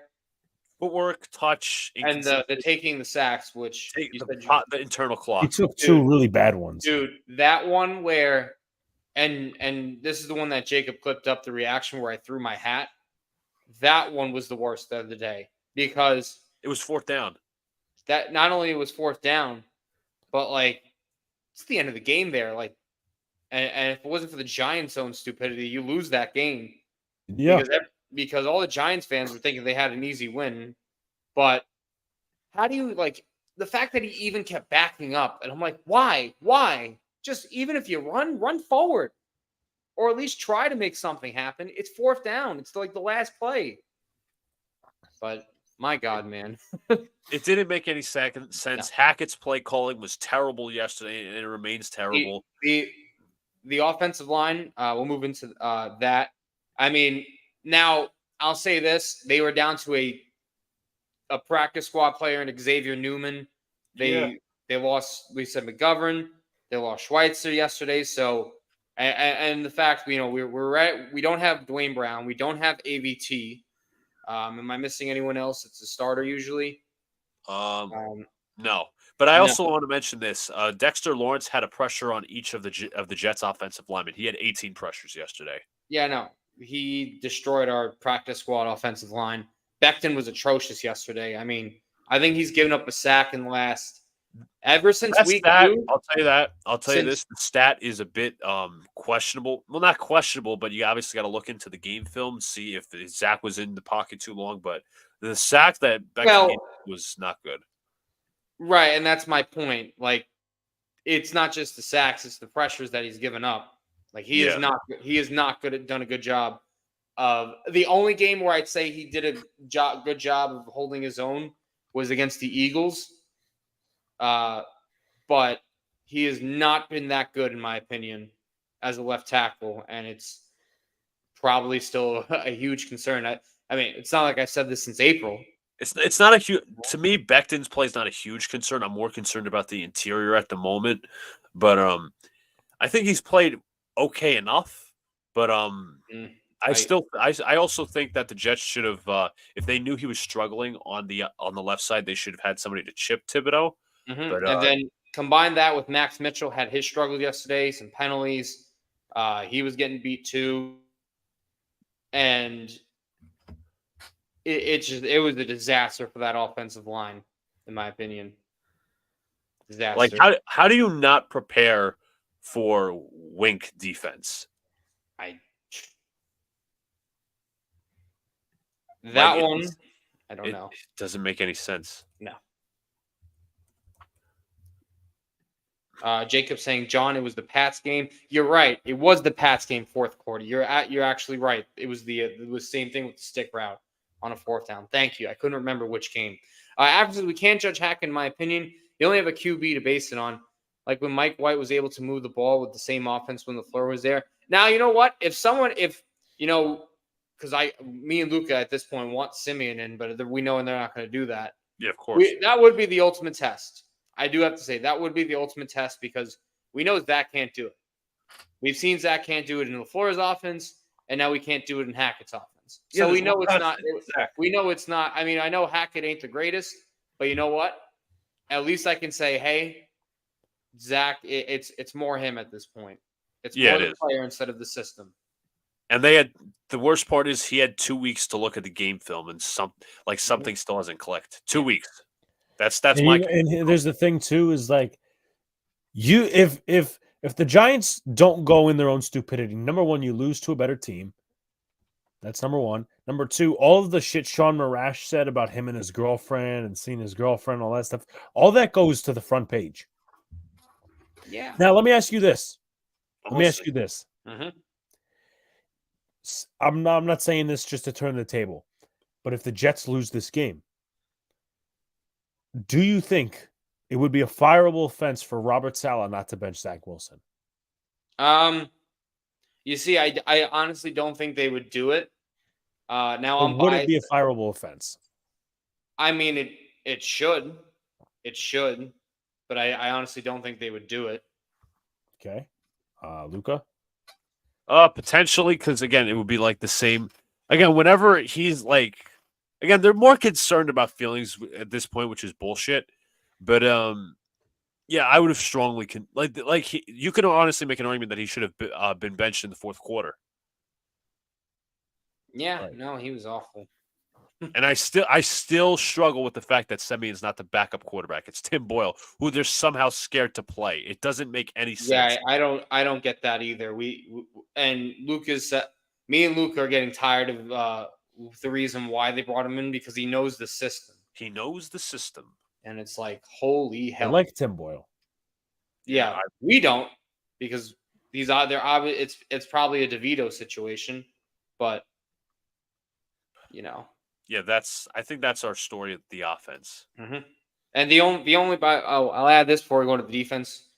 The only player, the only two special players on offense yesterday, Breece Hall, and Garrett Wilson. Other than that, really nothing right to write home about. Right. Jets are going to drive you crazy. You can't bench the Zach attack. I would like to. Okay. He attacks the entire offense. He doesn't attack the defense. That's the difference. No, he attacks himself. So let me ask you all this, because we're going to move into the defense, and this is a defensive question. What did you think of Quinnen Williams' silence yesterday? Because on passing situations, you had, obviously who got in for a sack? Huff got in. Who else? Got a sack. Jermaine Johnson, Quinn Jefferson, and C.J. Mosley. Okay.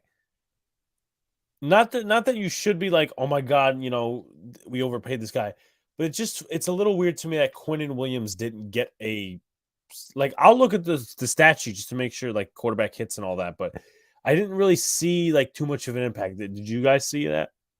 He made some nice stops in the run game, okay. but I'm not too concerned because the Okay. Jets, if we're going to go back to your point that you made to me earlier, the Giants didn't pass enough. Exactly.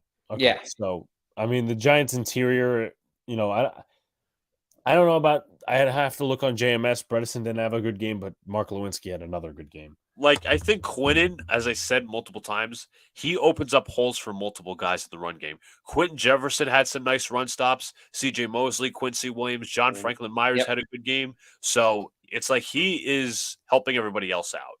He's not getting anything for him at the moment. Right. But if you guys want to start talking about your defense a little bit, maybe. Oh, I thought you were going to go into your defense, but okay. Let's pull out the numbers real quick. Bryce Huff. Beast. He's a beast. Still not paid for whatever reason. 30.8% pressure rate yesterday. I know it's on 13 pass rush snaps, but he got 4 pressures. And he had a sack. Jermaine Johnson, 5 pressures on 13 pass rush snaps, 35.3% pressure rate. So we're going to pull out some of the film on Bryce Huff and Jermaine Johnson. It's going to give me a second. And also another stat, since week 5, top pressure rates among edge rushers, Bryce Huff is first, 33%. Ahead of Tyquan Lewis, Trey Hendrickson, Bradley Chubb, Andrew Van Ginkel, and even his own teammate, Jermaine Johnson. So let's watch the Bryce Huff show. Right. Not what I wanted.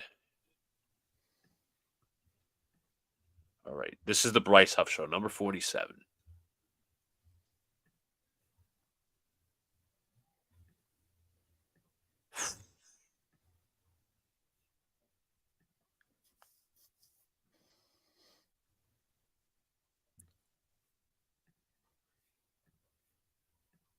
He's physical. He's not only fast, but he's physical with the hands. Yeah.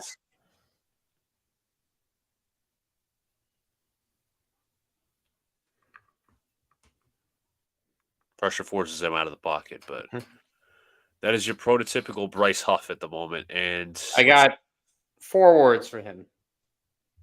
Can we pay him? the answer should be yes, but they haven't. And here's another thing. Here's the stats again. Bryce Huff, 4 pressures, 13 pass rush snaps. Quentin Jefferson, who's been very underrated, 4 pressures, 10 pass rush snaps. JFM, 3 pressures, 15 pass rush snaps, 20%. Jermaine Johnson, 5 pressures, 17 pass rush snaps. Right. And you know what? I'll say this about our defense. It's really hard to gauge in passing situations because the Giants didn't really do a whole lot of it. But when they had to, they did their job. So I'll give them credit for that. Also, the Jets had 4 sacks despite the Giants throwing only 14 passes.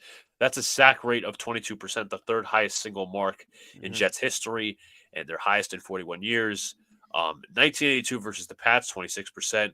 1972 versus the Buffalo Bills, and 2023 versus the New York Giants.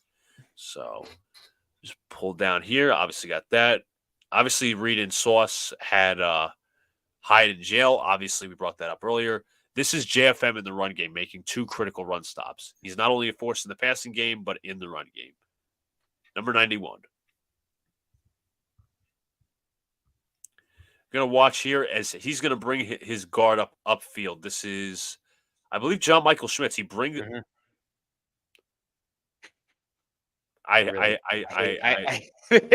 It's that once a week thing.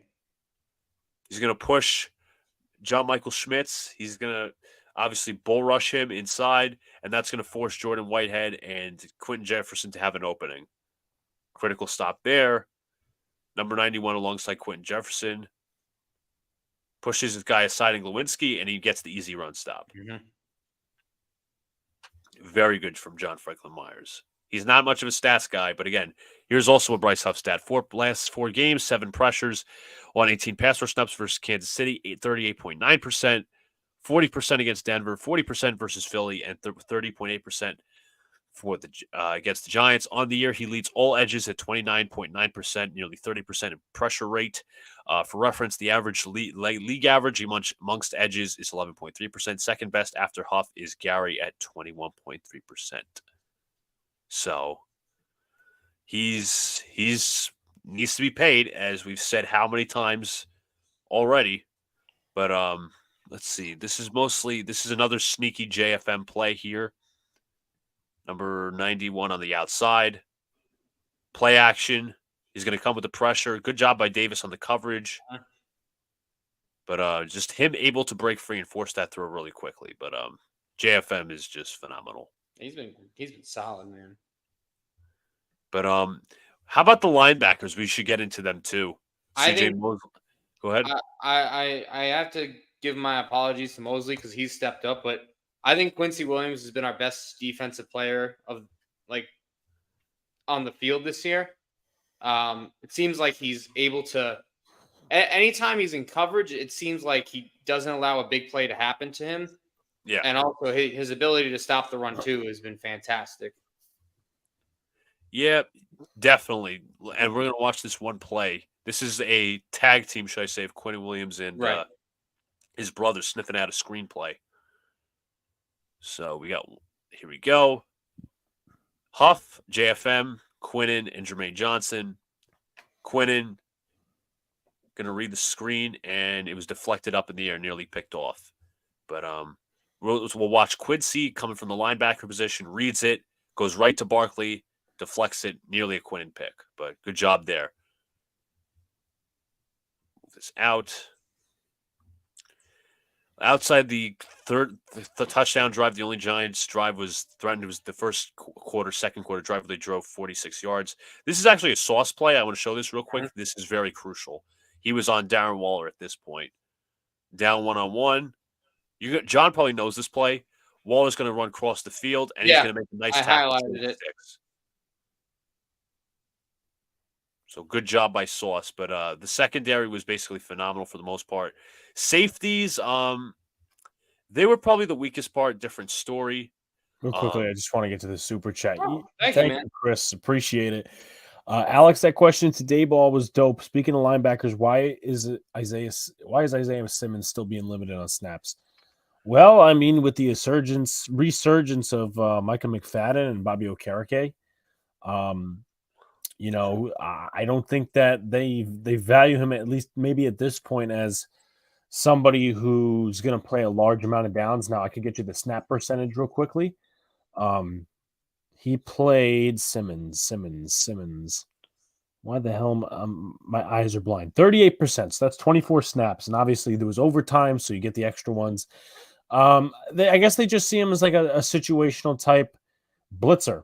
That's the best I can offer. I don't know, honestly, what goes on in practice, but maybe you start seeing him in the next few weeks with the Leonard Williams trade, because that impacts the running game. So you might see, Ashawn Robinson's been very solid. He actually played a very good game against the Jets. So you probably have Ashawn, Leonard Williams, the two edges, and then maybe a 3 linebacker set, depending on who you play. So, but right now, I guess they use him as a third down guy and, special teamer too. But I appreciate the super chat, man. And I appreciate the question in the comment. Yeah, but we will not. Yeah, we won't be live for the trade deadline tomorrow. We'll be live for World Series Game 4. But what did I just leave off on? I was talking about the secondary. The safeties don't really know how to tackle. John knows from yesterday, Jordan Whitehead is always going for the big hit. He can never create a solo tackle. Jordan Whitehead, after game 1, I do not think he's had another good game since. I don't think he has either. He's always going for the big hit. Tony Adams missed a key tackle yesterday on a run from Saquon Barkley. They have been troublesome back there. The safety group has been very troublesome, in my opinion. And we're lucky enough. But I think the defense has been really good to elite. But the ascension of the linebacking core with Quincy Williams and CJ Mosley playing his heart out has effectively, basically, what was I going to say? Hid the safeties as the weakness, because we focused that on the offseason. We essentially said safety and linebacker were our 2 biggest weaknesses. And we didn't really solve linebacker with an outside addition except Zaire Barnes, who's continuously inactive. But Quincy Williams' ascension has helped us. And CJ Mosley playing as well as he has for the last couple of games has helped us. And they've hit how bad that safety room has been. Yeah, no. Jordan Whitehead has been The amount of missed tackles he has, I don't know the exact stat, but Yeah. yeah, no, it's been ugly. I wanted to hit him yesterday. Can we look up? I'm going to give you guys the missed tackle percentage for Jordan Whitehead. Now that it's probably updated. I could do Tony Adams too. So guess the number. Missed tackles. Missed tackle percentage. Oh, percentage. I don't want to. I always overshoot in these. Okay. And this is for Jordan Whitehead? Si, senor. 27%. You think he's that high? Damn. No. John overshoots a lot. I'm going to say 15%. Alex is 0.2 off, 15.2%. Oh, wow. The 76%. I like Afram's. And Tony Adams, guess his number. 9. Alex? 6. 8.6. Oh, wow. Okay. That's what our safety room is doing. Clap. Well, I don't know. But John, you want to put in your final thoughts since you got to leave? Yeah. Fortunately, I have to sign off a little early tonight, but again, good Jets win. The Rangers just fucking won in overtime, 5-game road trip. I was so happy right there. But yeah, no. Thank you guys for joining again, and I will see everyone tomorrow for Game 4 of the World Series. So our baseball fans better tune in. All right. So we'll see you Good later, night. John. Good night, guys. All right. So I'll fix the format, but if you want to, it was not a good win, but it was a win. True. Do you think there'll be a lot of big trades tomorrow? I don't think so. Personally, me, I don't think so. And then also I'll get to one question before Luka continues with the defense. They're going to sign him back. They signed a special teamer by the name of, the hell was his name? Stanley something. Was it the corner from Seattle? There's a corner from Carolina. Stanley Thomas Oliver. So, I could briefly touch on the Leonard Williams trade when we're all done with this. And then stuff like that. Maybe some trades that the Jets will do. Won both of my fantasy leagues. I won for most of them. But, Luka, if you want to continue. Yeah, that was pretty much my thoughts on the defense. They played phenomenal. I'm not going to – the only thing I'm going to knock them for was that one drive. But, again, the problem is, like, the defense is given this little margin room for error when your offense plays like garbage continuously. So they had the one bad drive to open up the third quarter. The penalties were ridiculous. They got to stop with that. That's an entire team thing. That's on Sal. That's on the coaching staff. The amount of penalties, the 2 personal fouls in Quincy Williams. You had the Jermaine Johnson penalty after the whistle. You had the Michael Clemens penalty on special teams, but that was awful. The penalties were awful. They got to clean that up. That's just a team perspective. But I pretty much finished my notes on defense. The secondary was basically fine as is. Sauce Gardner made a key run stop. I think it was in overtime, but the defense played their hearts out. I can't really sit here and discredit them. All right. I'm just going to, as I said, I'm just uploading a new template for us. Obviously, we talked about it, and I want to get your outside thoughts on the defense. It's not going to be a long segment, but I want to get your thoughts on the Giants' defense. Phenomenal. They were blitzing like hell. They were getting pressure consistently. Dexter Lawrence is a game wrecker.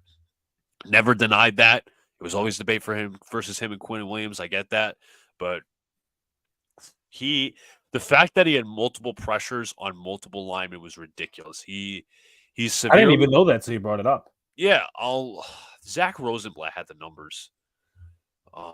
Let's pull it up. Zach Rosenblatt, former Giants beat reporter. Okay, so the numbers are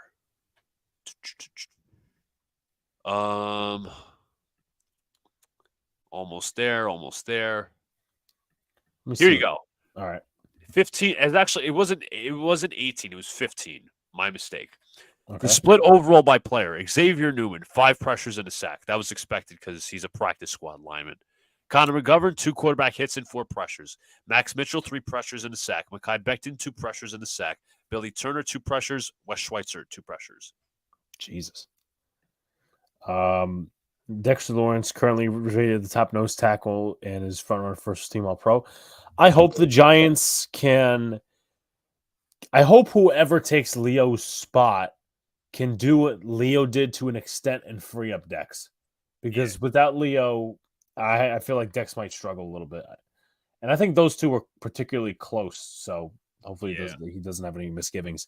Send Luca to the G Ladies games as a prank to see if Kim Jones is tricking to believe I it. gotta locate the press room first. I want to say it's closer to the tunnel.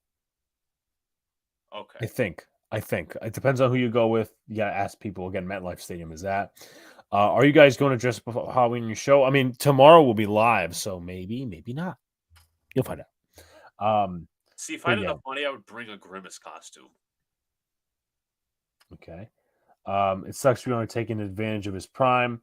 Yeah, but at least he's with us for the next few years. How do you think Aishawn has played? I think he's played well. I think he's going to get, because if you look, my problem, and I said this in the video with Ron Effect, and I said this in the video with the short, is you don't really have a pass rushing style defensive lineman. Pretty much afterwards. It's DJ Davidson, run stopper. A'Shawn Robinson, Nacho, run stopper. Jordan Riley, run stopper. Yeah. A'Shawn Robinson, who I think had like 6.5 sacks a couple seasons ago, that's probably his peak, but he probably is that guy that's going to free up. And you really don't. He's probably doing stuff between he's not the sacks guy. He's probably going to do run stuff, run percentage, runs. He's going to go through this analytics. That's what he's going to go through. I think not, Sunil. Adolis Garcia is out of the game with an oblique injury. Okay. I mean, I could have Mike Francesa call the game tomorrow. Oh God, please don't do that. But A'Shawn's. I think he's going to get an uptick in snaps. I think he's going to get an uptick in snaps with this Leonard Williams trade. Yeah. Let me see what his snap percentage was. He was at 47%. So it was Dex, it was Leo, then it was A'Shawn. So maybe. And you obviously have good thoughts on the trade, right? The Leo trade. Yeah, I mean, I'll definitely get into that. I think Jordan Riley has a bit of pass rush upside. We should work on developing him. He's definitely get more snaps. As far as the defense goes, the front seven played really well. I have no misgivings. Boogie Basham had some run stops. Bobby Okereke and Micah McFadden are playing out of their fucking minds right now. Yeah, the linebacking core is really good. Which I haven't said in a long time, but I mean, they're playing really, really good football. As for the secondary, I thought Pinnock had a solid game. I thought Cordell Flott had a solid game.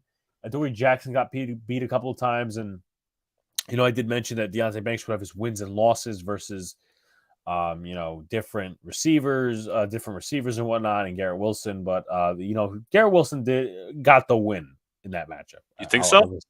I think so. McKinney, I'm not going to address this Kim Jones. But McKinney didn't have too much. I mean, he made some plays, but I think Pinnock had a good game. He wanted that revenge game. He talked about it. And then the front seven. So hopefully, in the next few weeks, we face the Raiders. So I mean, we'll see let's see what they're doing in this game in terms of running the football, because I am facing somebody who has Josh Jacobs. They were losing recently. Marcus Peters actually had a pick six off of Jared Goff. I don't know the. It's like 16-14 right now, which is the score. That's... Josh Jacobs has 14 carries, 56 yards, and a touchdown. So that's solid YPC. But with that being said, again, it's going to have to be. And I don't think the Raiders' offensive line is any good. No, probably not. Sure to ask whoever I could get on, but I think Banks has him a good fight. That was expected to be versus Garrett Wilson. So next week is Devontae Adams. Yeah, that's Adams. I don't think I would. It depends, because if Adoree gets traded, then you have to do that, and then maybe put some double coverage. Yeah, and then maybe Flott deals with Renfro and so on and so forth. But yeah. So. Actually, you know what? I might take you up on this. You gotta make your hair gray though. My hair's got to be gray, the bald spot. But no, the defense played really well. Any final thoughts on this game? On the game? Well, I was going to talk about special teams real quick. Okay. Not too much. Thomas Morstead is the GOAT. So was Greg Zuerlein. Morstead was actually Mr. Morstead, I'm going to look up his stats that I have bookmarked. Had 3 punts down inside the 5-yard line for the first time in his career. He is the only punter in franchise history to accomplish that feat, and he's just the 15th player to do it since 1970. So also, by the way, speaking of special teams, this was the most punts in a game since 1988. I am not surprised in the latest, the slightest. That was such a bad game. But let me just mute this for a sec. Let's watch some Thomas Morstead action. He had several punts with inside the 10 and inside the 5. He had 4 inside the 20. As I mentioned, the stat, he had multiple inside the 5-yard line. Yeah. Let me see if I got to get the stat on that. So, what's his name? Morstead. He had 4 punts inside the 20. Jamie Gillen had more, but if you take a look at Thomas Morstead's punts, they were kind of a little bit more impactful. They're more deciding. As John and I have mentioned endlessly on the show, we thank God every day that we have a good special teams as we do have. The punts, the kicks, reliable. And I can't honestly, like, they had Jamie Gillen had a bad last few punts. I can't blame him because our offense sucks. Yes, this is what it has. Both of our offenses are trash. We are resorting to watching punts. Yes. And again, we watched Braden Mann last year. This is a major improvement. And the fact that, Thomas Morstead was actually emotional in his, I'm going to pause it for a second, his post-game presser because, there were teams that didn't want him. They said he was too old. And to me, there's there's never really an age, there really never should be ageism when it comes to punters and kickers because those guys can kickers. Kick it depends because Phil Dawson was Phil very Dawson, bad Mason Crosby's still out there. Yeah, they can last a while. Watch this. Another Morstead. This actually led to the Russell Wilson safety, as it says. But it just sets the defense up so well. And I thank God every day that Thomas Morstead is back being Jet. He was a Jet in 2021. The Jets let him go after Brady Mann recovered, but that was a mistake. And thankfully, he has been phenomenal. I will officially start my Thomas Morstead to the Pro Bowl campaign. Okay. See Max and Sunil going at it, Giant and Cowboy fan. Bill says, just had a thought, Alex, have the views gone up on your Williams videos you've done today? You mentioned once on your videos, once that your views on old videos go up when trades happen. Just curious. So I think what I specifically mentioned in that strategy is when teams sign, I did the whole roster bubble series. Obviously, Leonard Williams was not a part of that. When those players that get cut sign with other teams, that's when the views go up. But I did get a lot of Seahawk reaction to it. There was a couple of people that came in and said, this, and this. There was, and let me say, are you done with special teams? Yeah. I'll say this because people are idiots, right? Yeah, people are idiots. Yeah, people are idiots. As we have known. There's a Seahawks account that comes out here and says Leonard Williams ranks 19th among defensive tackles and pass rush win rate. Let all Giant fans enjoy tweeting it's a steal by them when they go 2-15. How idiotic can you be? How idiotic can you be? Okay, let's look up Leonard Williams' stats on the season. Right.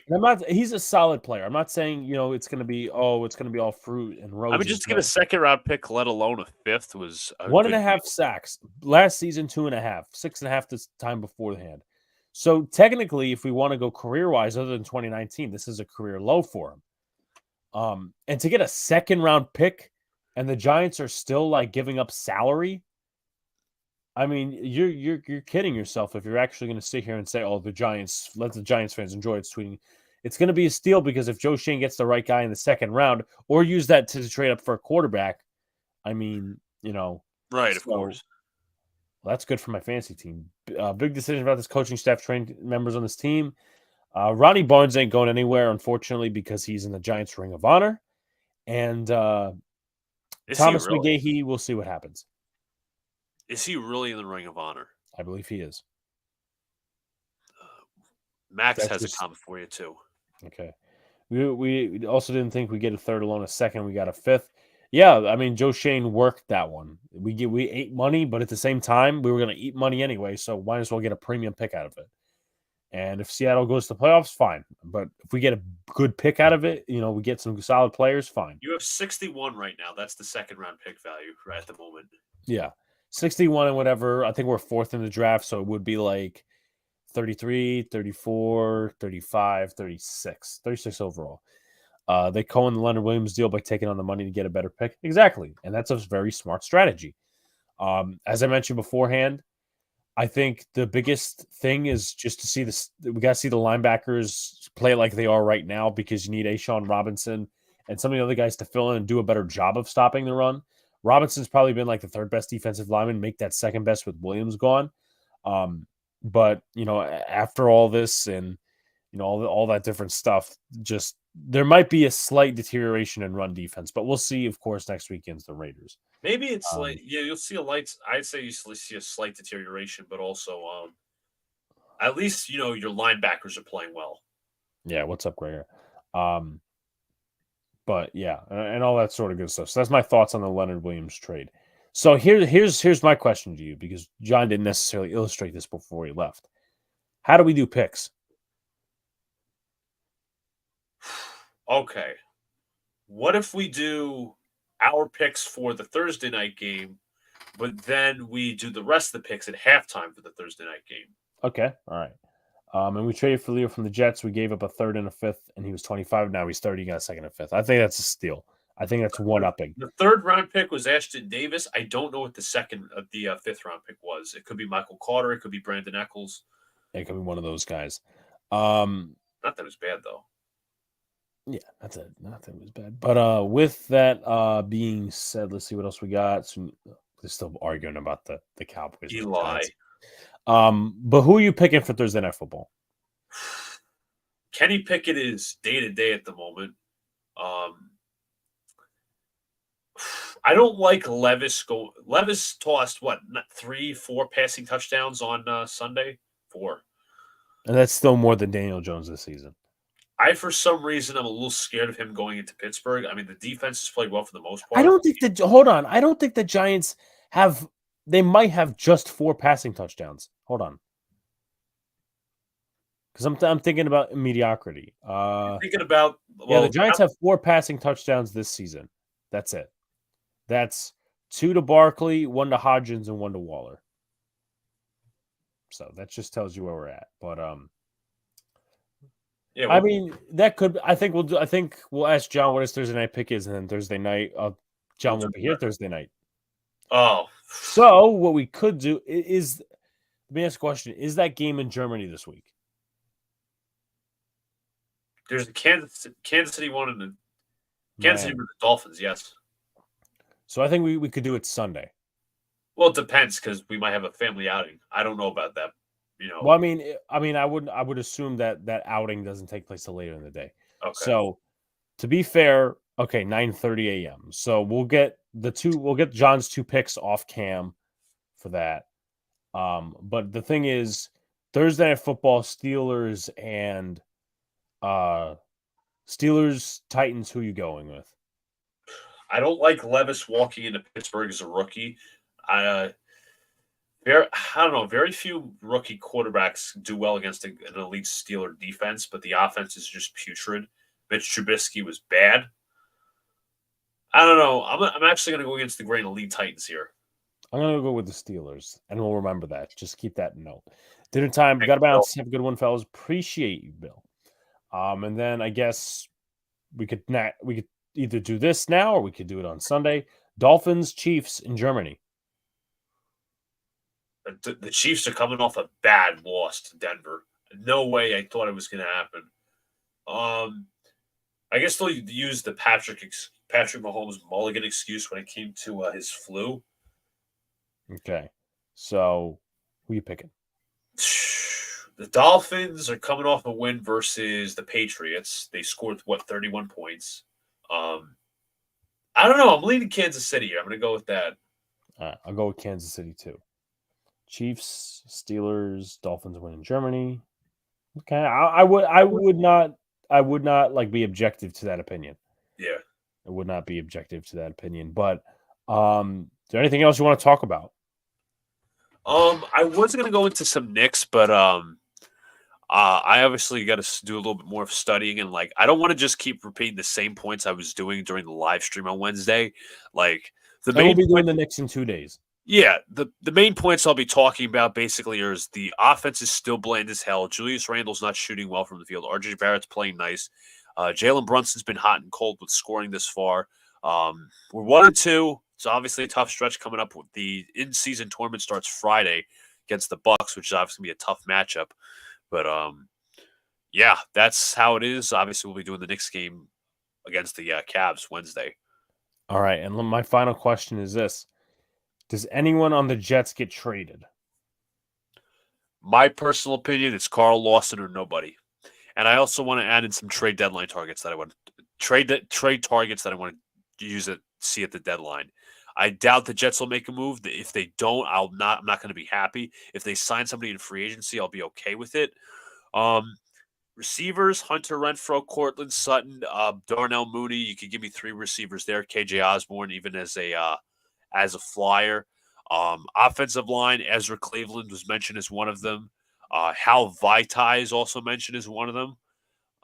Joe Tippmann's coming back hopefully this week, so we'll see what happens there. But there's no way the Jets can't. The Jets have to make a move offensively because I get it. Zach Wilson's been bad. They're not going to trade for a quarterback, and I don't think they will. But at the same time, they got to make moves to supplement this offense. Like I get it, how many resources do you want to put into this year? If somebody's available for a mid-round pick like a Cortland Sutton or whoever, a good not really game another pick, another receiver, Curtis Samuel from the Commanders, 3 and 5. Samuel's just very underrated. He can operate out of the backfield. He can go in the slot. He can separate. Give me Curtis Samuel, the Brooklyn native. But I have my list of receivers. I have a list of offensive linemen. Jets have to make a move, in my opinion, if they're serious about a playoff run, and they got to help their young quarterback out as much as he doesn't help them. So I say for the Giants, I think Adoree Jackson will be traded. For what? I'm going to say anything less than a fourth or less. I go fifth. And I'm going to say I don't think Paris Campbell gets dealt. Saquon Barkley's not going to get dealt, even though he should. Not for Saquon reasons, but for the reasons that this team is not going to be competing. You're getting assets. Yeah. So I think it's maybe a fourth and like a sixth, kind of like Eli Apple a few years ago. But Giants shouldn't target anybody, that's for sure. Dolphins winning in Germany could be the determination factor for home field between the Chiefs and the Dolphins. I don't think Slayton gets traded. No. He's on a fly contract, and how much has he even played? Exactly. I expect 0 trades to happen tomorrow for the entire league. Interesting. People, we need a competent quarterback, head coach, O-line, please. Well, once you fill in the O-line and the quarterback, I think the head coach, you'll finally, we'll be fine with Dable. Jets lose by 30. I disagree. We'll be doing the stream too, right? Yeah, we'll be streaming the Monday night game. Obviously, it'll be a lot of fanfare, but maybe that Chargers fan shows up to the East Coast. But regardless, for some reason, Chargers Jets tickets are cheaper than freaking the Giants Jets game this past week. But regardless, I don't think they lose by 30. If they were to lose, it'll be a close game because the defense still is elite in my opinion. But Zach Wilson, he's facing a worse defense this week. And I still have questions, again, around him and the coaching staff offensively. And the penalty's got to fucking stop. By the way, folks, we're 1 like away from 25, so we hope to hit that before the end of the stream, which is going to be coming up. Luca, any final thoughts? Final thoughts. Catch us tomorrow for the World Series, Wednesday for the Knicks game, Thursday for Thursday Night Football. Wait, hold on a second. Would it be out of taste to do picks halftime during the Knicks game? It's like... Because it's basketball, right? Because I do want to keep it a basketball theme. Okay, that's fine. That's completely fine. But your final thoughts? Final thoughts. Thank you. I apologize if I was out of tune or talked out of turn to y'all when I got a little upset earlier. It wasn't towards you guys. It was more towards some people calling out Jet fans for whatever reason. It didn't make any sense regardless. Again, nothing personal against them. It's just weird. But Jets come out with a victory. A lot of concerns. We'll see what happens come Monday night. Right. So like, comment, subscribe to all the good stuff. Turn on post notifications. When live stream pops or drops. Use the SeatGeek code. Please do. Big Blue in the Bronx. $20 off. That's the way to go. If you guys haven't already, tomorrow will be the 12:30 p.m. Eastern Standard Time, Big Blue in the Bronx podcast, which I'll be recording shortly after this. And keep it here for the content, folks. Obviously, I put out a video for the Leonard Williams trade, which I'll be talking a little bit about in the podcast episode, and then streams throughout the week. So appreciate you guys. We will see you next time.